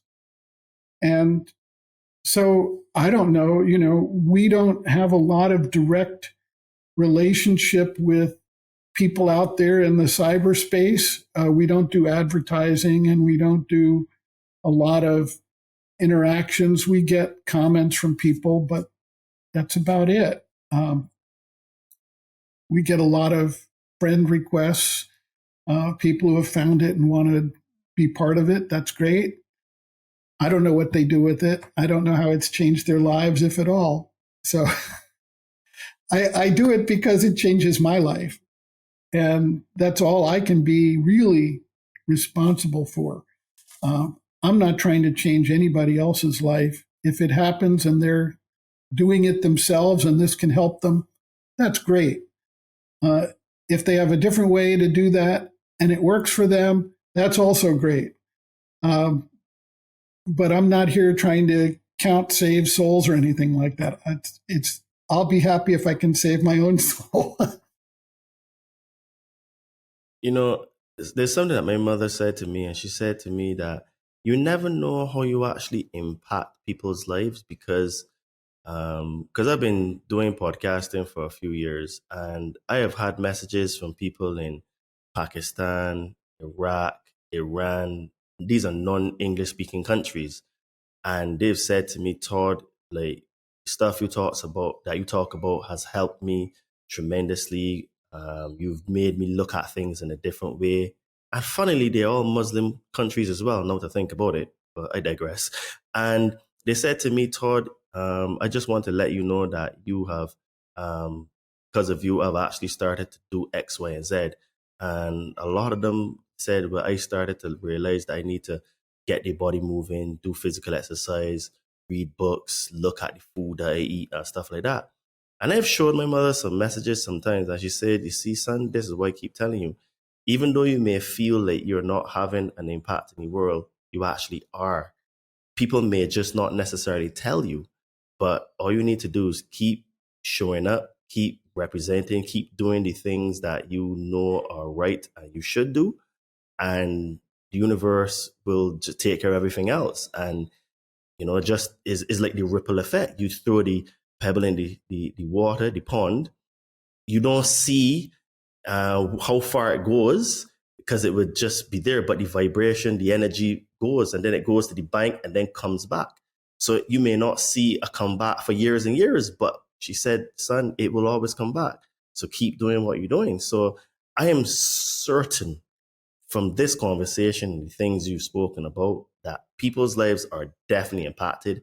And I'm sure that the people listening to this in my audience will look at things differently, because you've made me see things in a different way just from the analogy you gave with the accident and the supermind and stuff like that. So let's go down one level, and because I want to know, how does the Institute implement Sri Aurobindo's principles in real-world education or healing systems? As I said, the main work is the blog and the podcast, which we do every single day of the week. So it's 7 days a week. And by the way, the books that I've written are all available free of charge as individual blog posts on the daily blog, organized by the book that we're analyzing in date order and in sequential order. And people can search by any subject. I mean, you want to look up rebirth, or you want to look up hallucination, or you want to look up consciousness. It'll show you all the references out of several thousand blog posts where it shows up. And it's all free. I mean, we don't charge anything for that. And that's really the main work that we do. We're not a charitable organization in the sense of we're not out feeding people, and we're not out healing the sick or doing any of that stuff. We're trying to have an impact at the level of consciousness, so that those who are in a position to feed people, those who are in a position to heal people, are motivated and focused on doing those things. So it's sort of a meta level of activity as opposed to on the ground doing it.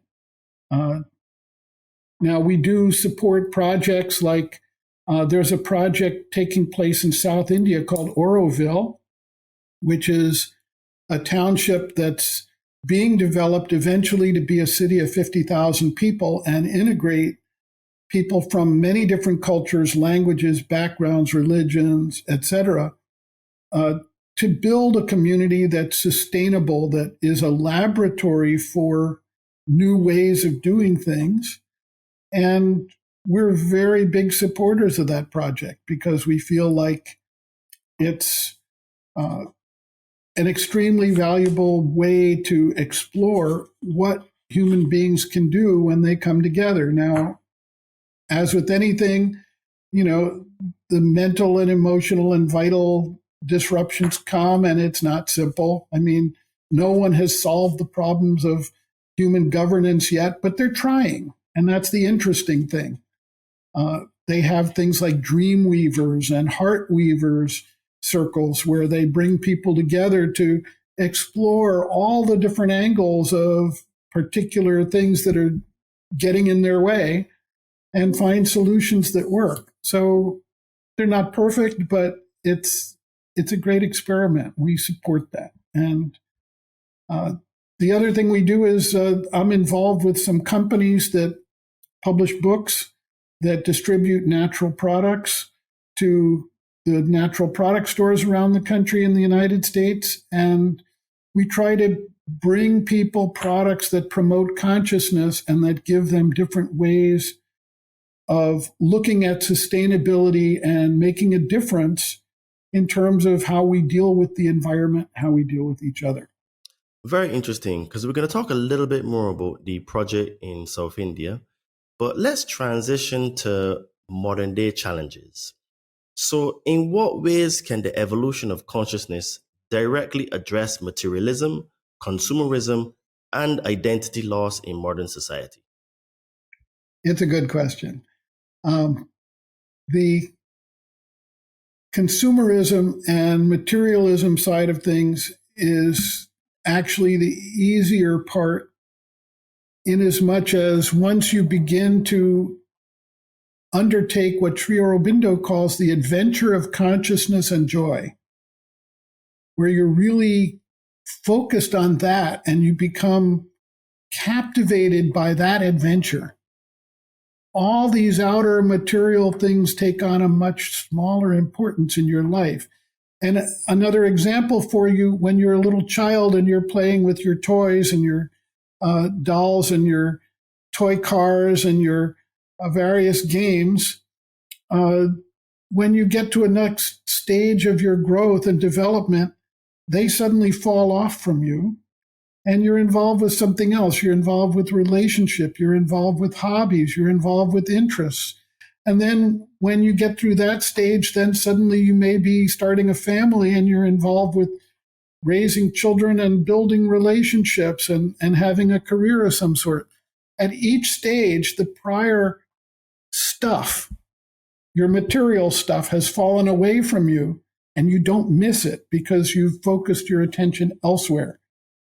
And so when you take up this adventure of consciousness, you suddenly become less enamored of and less concerned about material well-being, or let's say not well-being because you should have well-being, but material consumerism that is just there for exploitation of resources or vanity or pride or for some feeling of that's who I am as opposed to who you really are inside. Because that's why people collect things.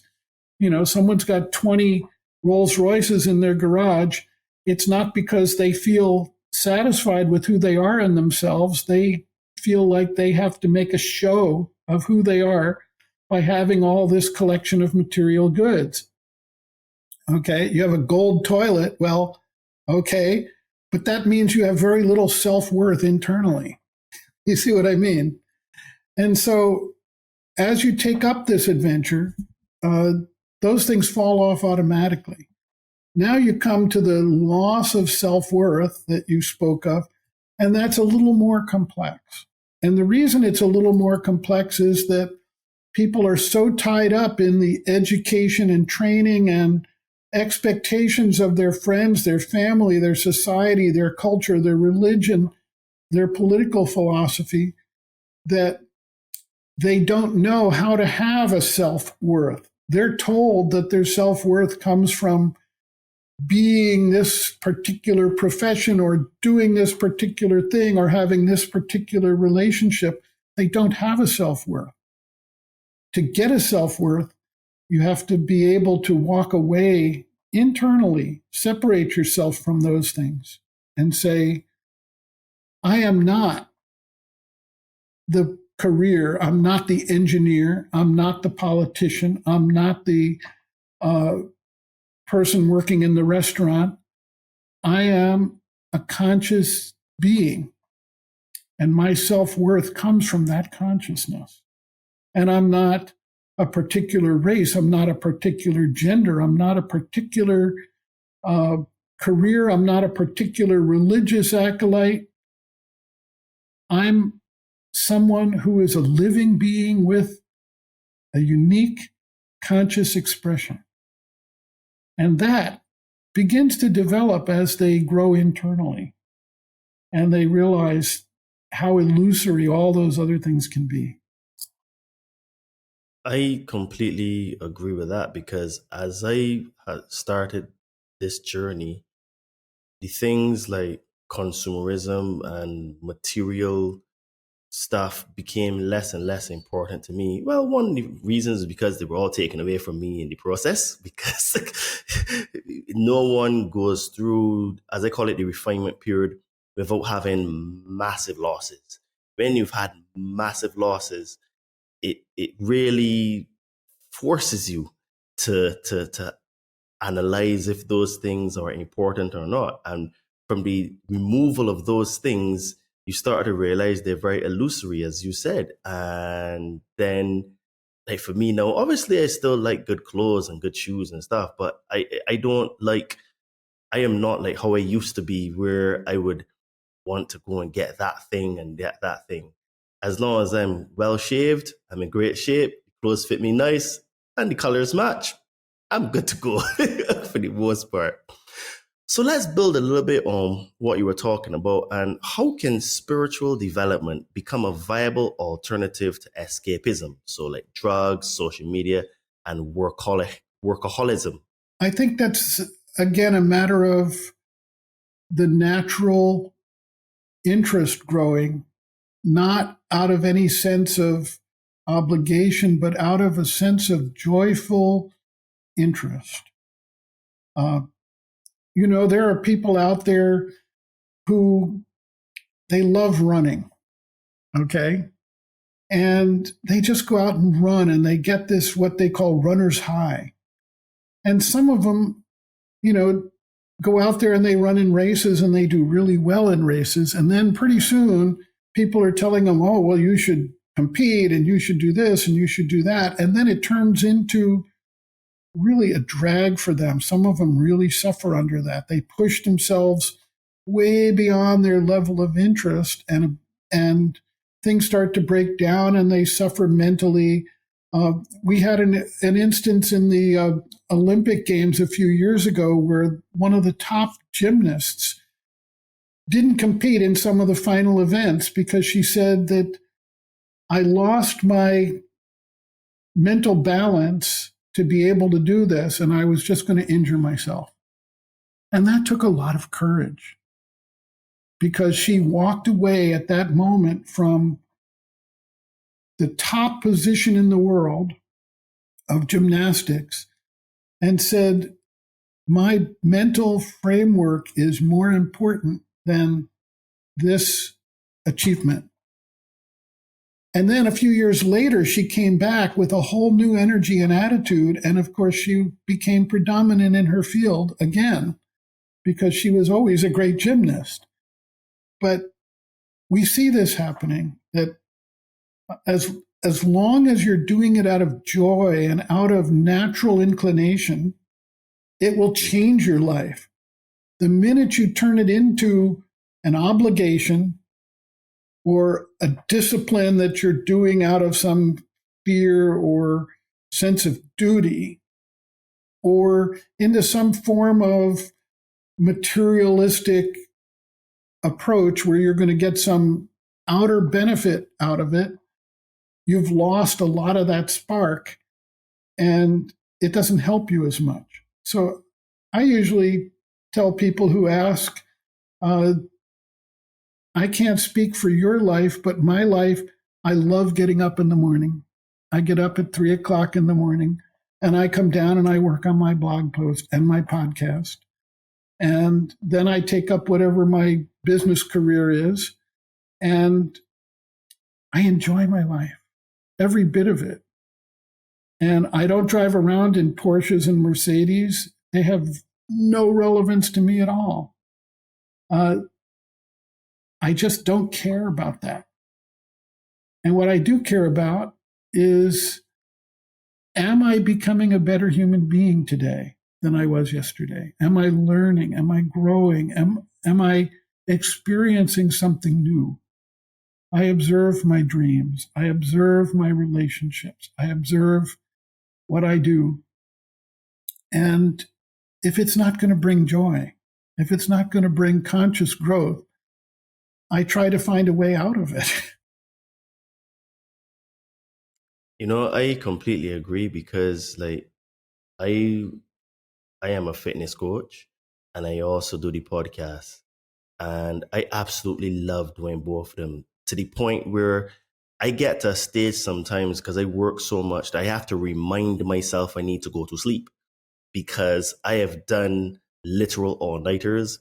Sometimes I end up going to bed at 4 or 5 o'clock in the morning, and what would happen? His body would shut down at that level. But because I like it so much, it's like that runner's high you talking about. Like when I got up this morning, I was like, okay, great.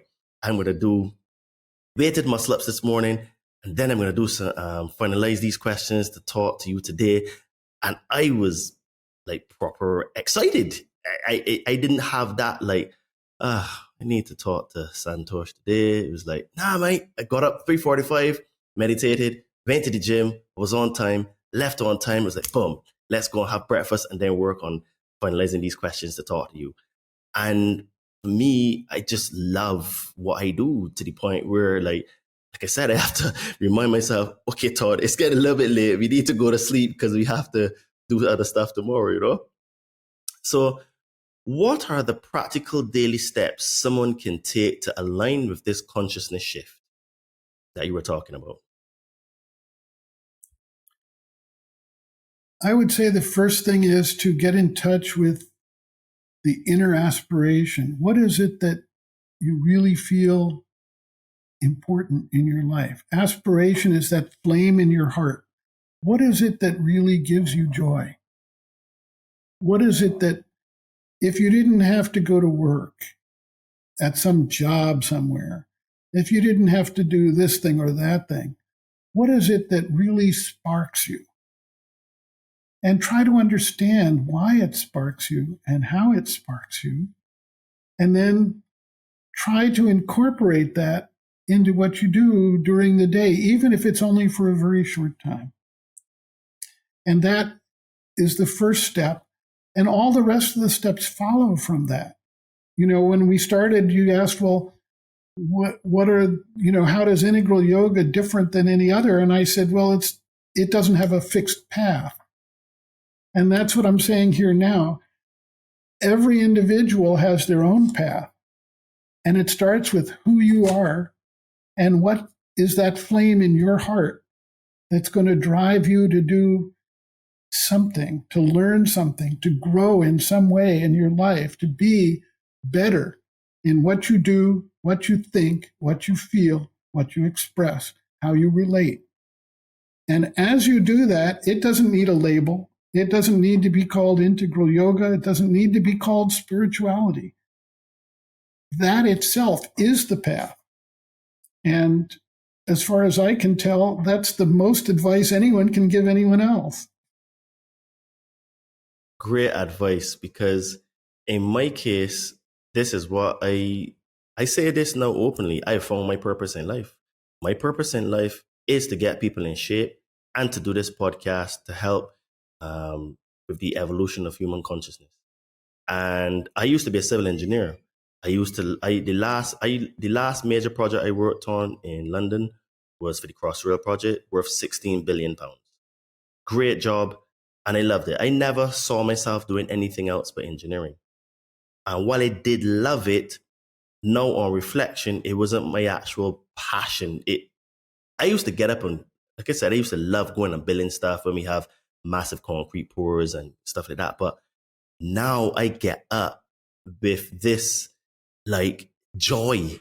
Like, I am going to do a podcast a day, and I never feel like it's a drag. Even when I'm going back and forth with my editor to finalize the production, it's just like I just want to get it right, you know, like tweak this, tweak that. So it is work, but it doesn't feel like work for me, you know, to the point where my mom says, like, Todd, remember you need to rest, right? She says, I know you like what you're doing, but please remember to rest, right? Because you train really hard. So I'm like, okay, Mike. So, you know what I mean? I do agree. The key right now, I'm realizing in our evolution right now is to find your purpose in life. And when you find your purpose, or as the Japanese philosophy called the ikigai, you find that it is a game changer in your life, you know? So how can communities or spiritual collectives accelerate this evolution, and how? A spiritual collectivity is no greater at its essence than the collection of individuals and their spiritual focus there. They may not all be doing the same thing in the same way, but if they have an affinity and they join forces, they create a dynamic that supports each other's growth. And so it can become, the sum becomes greater than the parts, as they say. And to the extent that such communities rise up around the world and begin to create affinities with one another, the sum of those communities is greater than the whole. And it has a greater impact. And I'll give you an example here. Some years ago, there was an organization called TM, Transcendental Meditation, and they decided that they would train a lot of meditators. And the meditators would collect as a big group and go to a particular city or country and practice meditation there for a while and see if they could lower the average crime rate in that community. And they actually showed some interesting results from that. It was, a few hundred or a few thousand people doing this, but without telling anybody, the crime rate actually did go down in some of these places. I mean, it was very clearly, now it wasn't a double blind, one of those studies that the scientists are going to say is great, but they did enough of these with enough corresponding statistical results that you could say, well, there's something there probably, okay? Being a scientist, you're going to say, well, who knows, but when you understand how consciousness works, and then you see these consistent results across a pattern of different places and times and cities, and the statistical analysis that's done by third parties, by governments, you say, well, okay, maybe there's something there. So spiritual communities, people working together, pulling together, and pushing a movement of consciousness forward within themselves, and thereby creating an atmosphere in their community, whether it's a small community or not, can be a tremendous value. And for how humanity evolves and the crises we're facing, I support more and more of these type of communities coming up. And whether they're physically contiguous to one another, where the people are living together, or whether they form communities across the world, as I spoke about earlier, about just people with a similar affinity, that vibration of consciousness is rotating through the world and having its impact, like what you might call the 100th monkey thing. And I always ask people, I said, whether you believe in the 100th monkey thing or not, we know that vibrations are communicable, just like diseases are communicable. And who knows where the tipping point of humanity is, where enough people are doing this throughout the world under whatever name or guise or path or whatever they want to call it, to create that phenomenon where all of humanity suddenly can see it differently and do something differently without anyone proselytizing, teaching, or converting them. Yes, that is similar to, instead of looking at our differences, look at our similarities, and that allows us to work together. Because I find that today in our society, there's a lot of polarization. And because of these systems like government, religion, gender, XYZ, you name it, we don't actually realize that we have a common enemy, and the enemy is the system, and the system is rigged against us. So instead of going to task of each other, you're a Jew, I'm a Christian, you're a Muslim, XYZ, black, white, Indian, Chinese, let's just come together and realize, well, we're all being oppressed here. Can we not just come together and work together and create independent systems so we can be self-sufficient, right? So what you're talking about is exactly what I talk about, where you don't have to agree with everything someone says, but the things that you do agree with, you level upon those, right?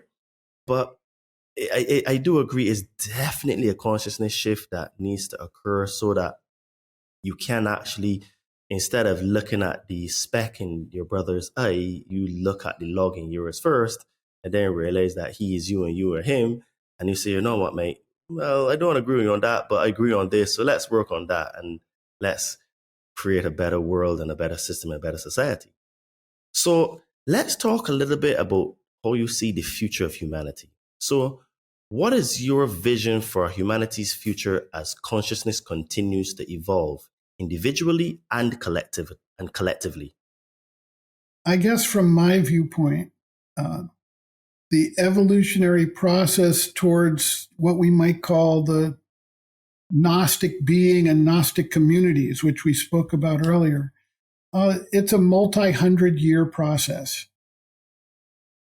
And that's not a long time, only because if you look at how long nature takes to evolve the next level of consciousness from matter to life and from life to mind and now from mind to supermind, while each stage comes faster than the one before it, you're talking millions of years for the first stages and hundreds of thousands of years for some of the later stages to get to a next level. The fact that we're now talking about maybe 300 or 400 years for this to spread widely and really take hold of humanity is not a long time. In any individual human life, it's like, oh my God, it's never going to happen in my lifetime. But there are interim steps and there are appearances and outcroppings of these new ways of seeing things that occur all along the way. It's just that the tipping point for humanity is still way out in the future, where we don't need to have all this fighting and competition and arguing and power struggles. That's going to take a while because you've got an embedded structure there. And anyone who tells you that magically it's all going to change in 5 or 10 years is probably delusional. Okay, it isn't going to happen. But we can work towards it, and we'll see signs of it. And people with like affinities who are evolving in that direction can find support with one another as it happens. So really the question is, how do we, as humanity, survive that transitional period with all the crises we're facing?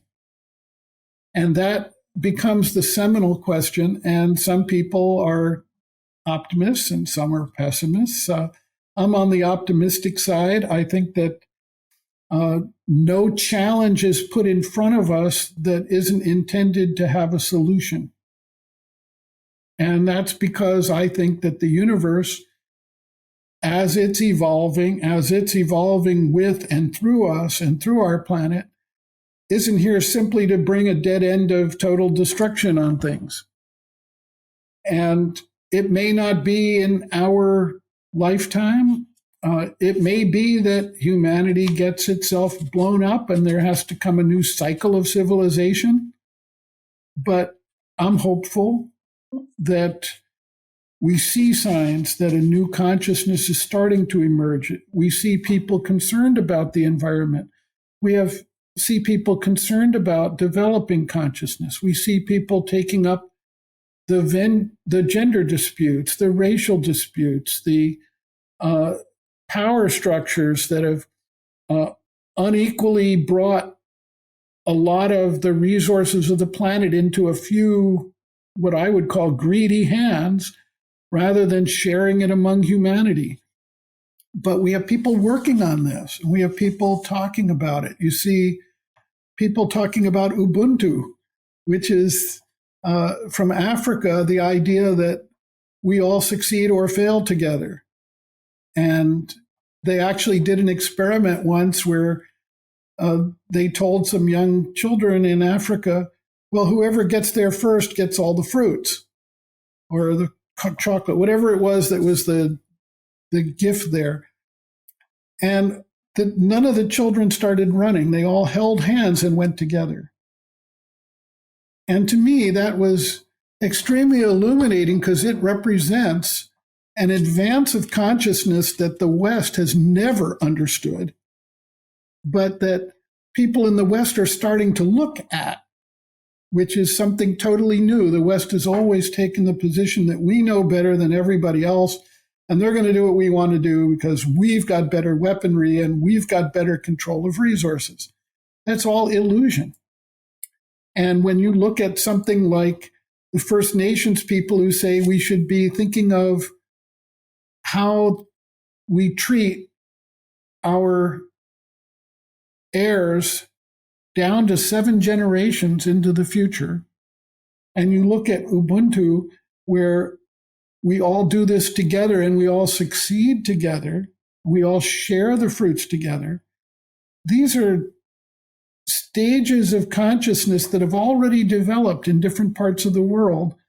And the West is finally starting to look at these things and say, maybe there's a way to survive with some of these practices. And that's what gives me hope that we're going to survive to the next evolutionary stage 300 or 400 years from now. Yes, I'm an optimist as well. I've got a mate who is a bit of a black pill. He thinks we're all doomed, and he's more focused that we need to wake people up. But I keep telling him that we need to wake ourselves up first. I mean, like individually, because when you wake yourself up and you become the light, you become very attractive. So the moth always runs to the light, or surrounds itself to the light. So when you become the light of the world, you actually touch, move, and inspire people to actually do the same thing that you were doing. So that's why I say to him, I'm a lot more optimistic, because the things that I can control is my own development. And when I focus on that, then I know that I will attract people in my life and the opportunities that I want, because I am at that frequency and vibration, because the law of attraction is real. But he is more, because he's a scientist, he tends to more look at the hard data and saying, well, the numbers are just not on our side, so we're all doomed, So in your experience, what's the biggest resistance people have to this inner work, and how can they overcome it? Well, first, let me address that point about the numbers aren't with us, because the mental rearranging of life on the planet didn't occur because everybody did that. It occurred because a very small number of people had a new way of looking at and dealing with things. Rightly or wrongly, it was just that was the stage of evolution. It didn't take large numbers of people. It took people who had evolved to that next mental level to be able to implement that. Not everybody is an engineer. Some people have to just move the cement, okay? And you don't need a large number of engineers to organize a project that moves a lot of cement, okay? So it's not numbers, it's consciousness. As more evolutionary development takes place, each level of consciousness has not only more knowledge, but also more power of action, more power of influence, as you're talking about. You become the light of the world and people are attracted, you say. That's true. And I really do understand and appreciate that as I grow, as you grow, as someone else grows, we start to vibrate at a certain level, and even secretly, it starts to change how the world responds, because we are part of that world. And we help create the collective vibration of the world. And so it's not about large numbers of people. It's about the right people doing what they can do within their lives and radiating that out in a joyful, sincere, non-judgmental way. So it's not a matter of changing someone else's opinion. We don't have to change anybody's opinion. If they're immersed in materialism, they're not going to change because you come and tell them, oh, materialism's bad. It's not going to work. They're going to say, well, I want that fast car. That's what I want to do. Okay, well, that's fine. You can't change people from who they are. They have to grow out of the toys into the next level. And the examples of people who are living that next level, who are satisfactorily living it and who are happy and joyful and have good lives and try to really be positive people in the world, eventually when they hit that roadblock in their lives, And they say, you know, maybe I'm not as fulfilled as I would like to be. Maybe there's more to my life. Maybe this midlife crisis means that I need to do something different. I have to get away from the rat race, as they call it.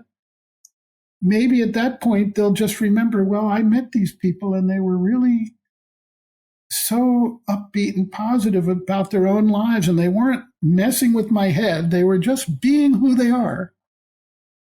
And maybe that has some influence on them. Who knows? But I don't think that we can change people's opinions. Now, you know, I was a vegetarian from, I don't know, I was a teenager. I became a vegetarian when I moved out of my parents' house. And then I was sort of what you would call a Hindu vegetarian, means dairy was part of it, you know, cheese and milk and yogurt and things like that. And then about 5 or 6 years ago, I don't know exactly why, my wife and I just decided we're almost vegan. Let's just be vegan. And so we gave up dairy and we became vegan. No one pushed us to it. No one argued with us. It was just something we evolved into. And later we realized that we became conscious of the suffering of the animals in the dairy industry and all of the negative health impacts of dairy. And it was like those things just suddenly woke up in us and we said, okay, we're vegans. Now, I don't go out and tell anybody what to eat. Okay? They want to eat meat or they want to eat dairy. As long as they don't force it on me, I'm happy that they're doing what they're called to do right now. But someday they may wake up and say, I want to be a vegetarian. And another day they may wake up and say, I want to be a vegan, for their own internal reasons. And when they're ready, then they'll do it, and they'll do it with joy, and they'll do it with conscious awareness. And that's more important than telling somebody, this is your discipline and you need to do it, because that's always transitory. And I've met a lot of people who said, well, I was vegan for 5 years and then I couldn't deal with that. It's like, okay, whatever, you know, so it's evolutionary, not disciplinary. In your experience, what's the biggest resistance people have to doing this inner work, and how can they overcome it? I think the biggest resistance is their fear of giving up what is known and secure to them, and that their peers and their friend circle and their education and background and training have told them they should do. The question of what I should do to fit in to my circle is the biggest obstacle. Once you stop worrying about what you should do and you start reflecting on what inwardly is your inner aspiration or spark, the change can come very quickly. But until that point, you know, it's like your parents tell you, oh, you should get a career, and someone else tells you, oh, you should do this and you should do that, and your society tells you you need to fit in and you need a job and you need this and you need that. It's very hard. People become really fearful about breaking away from that and changing. And so at some point, the inner need has to exceed the inner fear. And when you reach that tipping point, then you say, I just have to do this. And you make that change. Okay, so it basically it's really the inner calling, and I've realized that most people, including myself, we ignore the inner calling because of all the programming that we receive. So yeah, I totally agree with what you were saying. So if you had one message to offer the world before a major global awakening, what would it be? Be real, and be real to yourself. Don't worry so much about what others expect. Be who you are. There are many people who, have a situation where they're called to the arts and their parents are saying, oh my God, there's no career in that. You can't do that. Just become a lawyer or a scientist or something. Be real. Follow your heart. Follow your inner guidance. That's the only thing that can save humanity from its current crisis, I think. There's an example of what we've been talking about. There's a book out called Called to Heal, and it's about an African shamanic healer. And she had a strict education. She grew up and she came from a family of shamanic healers, but she didn't want to do that. And so she went out and she got an education. She tried to follow a career in different paths, and everything wound up blowing up on her. And she started having serious health problems. I mean, serious, like she was incapacitated in various ways. And one of her associates was a shamanic healer, and she said, you will continue to have these obstacles in your path, and you will continue to have health problems until you realize what your true destiny is. And when you take up being a spiritual healer, all of that will disappear and you will find yourself fulfilled. And eventually she did that, and her story is in that book. So it was really heartening to me to see that even people who try to avoid their inner calling because of expectations of the outer world and society and what they think they want, eventually, if that inner aspiration is true, they will find a way. And that is, my message: find who you are and be who you are. Just live it, and live it with that inner joy that comes from knowing you are authentic, not superficial. Okay, so if this conversation is resonated with someone, where should someone start? If something has awakened deep inside of them, and what would be the first steps that they should do? Following the principle of integral yoga, I would say they should start where they are. And it's not a matter of picking up a particular path, religion, book, or anything else. Once you awaken to that need, find out what is being attracted to you and what you're being attracted to along that path, and follow it as long as it's guiding you. Someone called this the pathless path.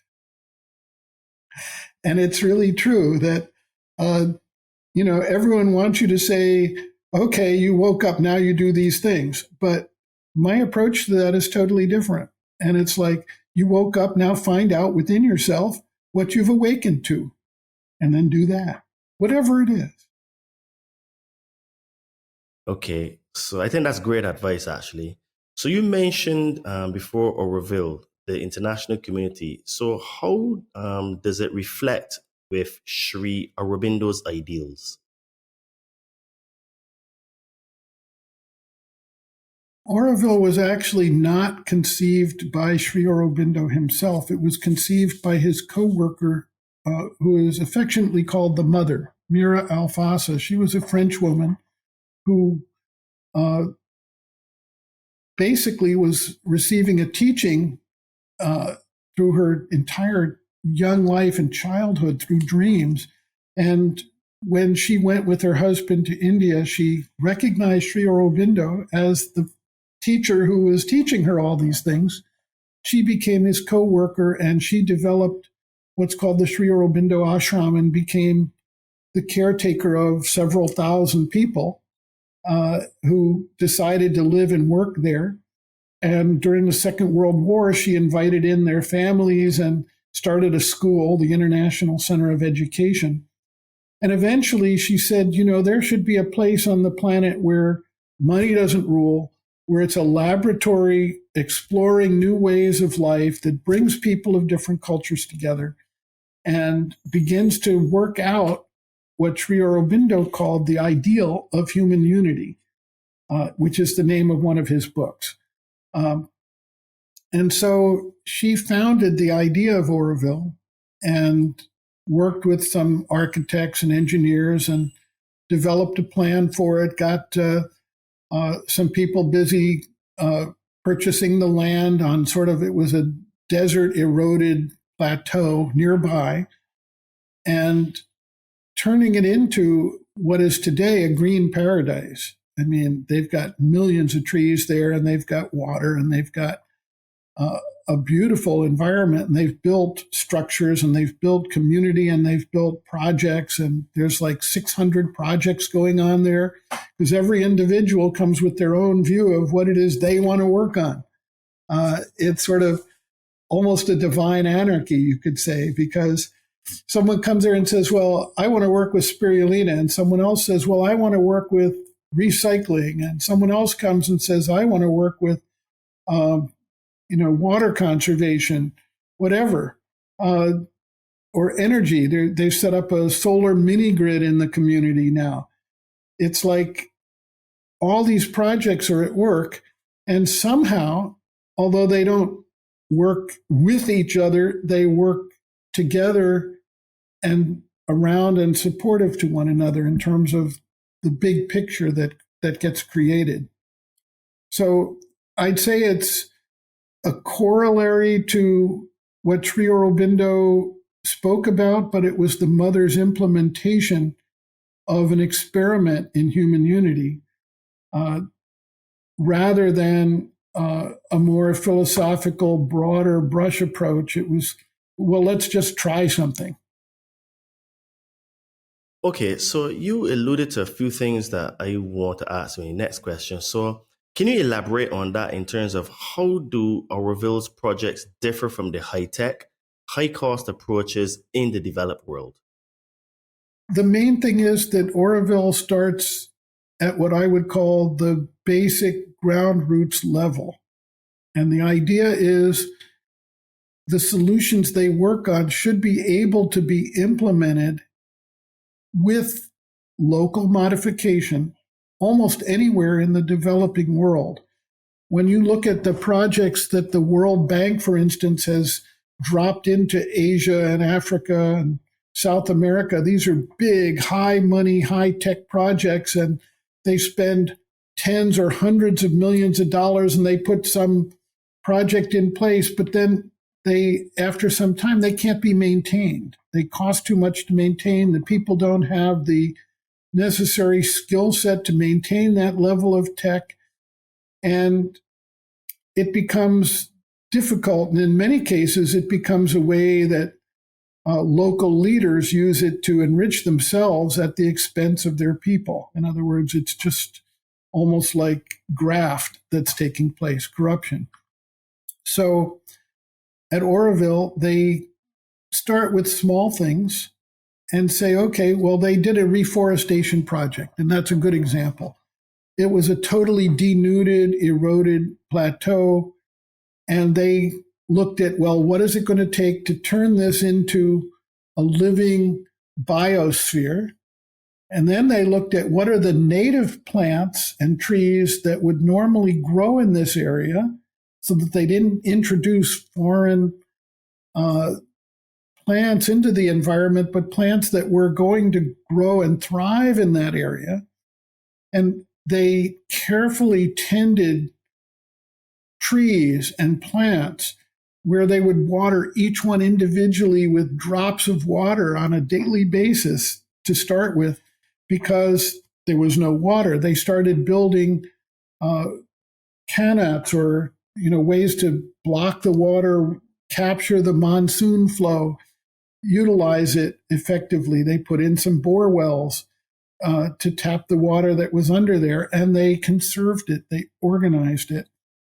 And they created a thriving biosphere that not only had these trees that they planted, but eventually they attracted the native understory brush that would grow there and the native animals and insects and everything else. And they created a holistic regional forest out of something that was totally just bare, eroded land. Now, the lesson of that is it was all done at the grassroots. Now, you've had things like in Haiti, they had a hurricane that destroyed a lot of their trees. And so the world organizations have a project, and what they do is they take little tree seedlings and they drop them from airplanes, and they get maybe a 20 or 25% rate of the trees actually taking and growing.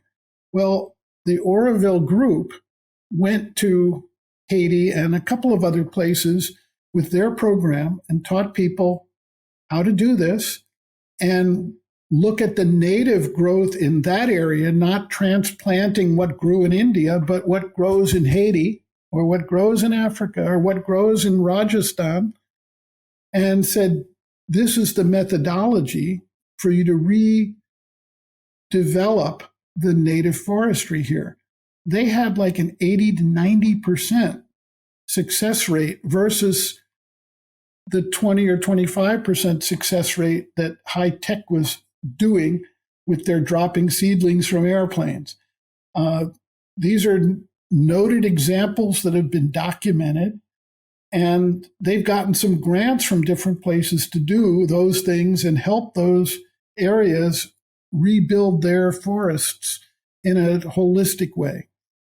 High tech has its value.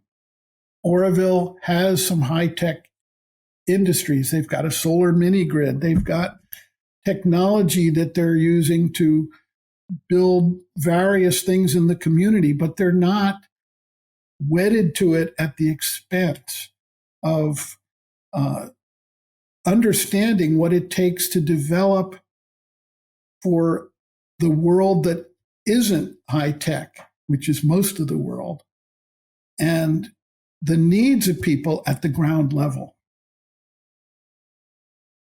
Wow, it sounds very much like something that I talk about in the sense where I think that one of the main issues with government is that it is run from a central tower. And if it was more like how it was many thousands of years ago, it was more like villages where each village sort of takes care of themselves, you would get a lot more transparency, you get a lot more efficiency, because you know the local mayor because he lives next door to you, you know, the local shaman, you know that he's not doing dodgy stuff because he lives just 2 streets down the road, you know? So I think that the model that you're talking about is definitely one of the solutions that should be looked at in the future. Santosh, this has been an awesome conversation. I knew when we first spoke or before we started recording, I says, I have a feeling this is going to be a really good conversation. And it turned out, because this is why I normally do 2 hours, but because it was such a great conversation, I just let it flow because you're a wealth of knowledge. And with that being said, please tell the lovely people at the Conscious Man 7 where they can find you. Tell us about anything that you want to plug or any projects you're involved in and all of that good stuff. Well, thank you. I have to say I was extremely pleased by our interaction and conversation. I know you worked on preparing certain questions. I didn't do anything. I just said, I'm just going to see what happens and respond, as the questions come. I was very, very pleased by how much you bring to this conversation and how much you've helped me evoke what I might be able to share with others. So thank you. And in terms of, anyone who's interested in what we do, probably the easiest place to go is Sri Aurobindo Studies. That's SriAurobindo wordpress.com. And that's my main blog that I've been running since 2009. And I believe there are links there to the podcast, which is actually the blog post turned into verbal 2 days later. Okay. So if you want to hear it, you go there. But I think I've got a link there. And otherwise, they can email me at Santosh K, SANTOSHK at MSN.com. And I respond to emails. So, well, firstly, thanks for your kind words. And I try my best to bring as much as I can to the conversation and to do enough research to make it interesting for people and stuff like. And as guys, you know, I am an online fitness trainer. I help spiritually inclined people burn fat and build muscle. So summer is going to be here in a few days. So if you would like to get into the best shape of your life, it's not too late, but you need to act now. So if you're interested in getting into the best shape of your life and growing mentally, spiritually, and also physically, hit me up on my Instagram at Adriano_246 or my name, Todd Cave. And if you also would like to remove some fears and traumas, I can also help you do that. I can help you to get some magic mushrooms. So hit me up on my socials again at Adriano_246 or my name, Todd Cave, and I will help you to get some magic mushrooms because we have a lot of deprogramming to do, as Shri so poignantly explained today.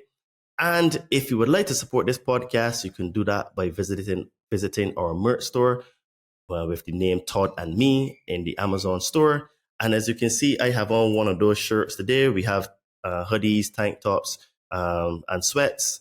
And as you can see, I have on the Conscious Man shirt today. So if you would like to support this podcast, because it really does help us with things like video editing and stuff like that, link will be to the Amazon store in the description of this podcast. And you can help us to grow, help us to do some more research and get some more amazing guests like Santosh on the platform. You know? And if this episode sparked something in you, share it. Send it to a friend, tag us on social media, and subscribe for more episodes like this. Dive deeper into Santosh Krinsky's work through his YouTube channel, his books, and the Institute for Holistic Education. Remember, transformation spreads when you take action. Thanks for listening to the Conscious Man 7 podcast. See you in the next one. And remember, keep smiling, keep shining, and keep being the change you want to see. Speak to you soon, my fellow brothers and sisters. Cheers and namaste.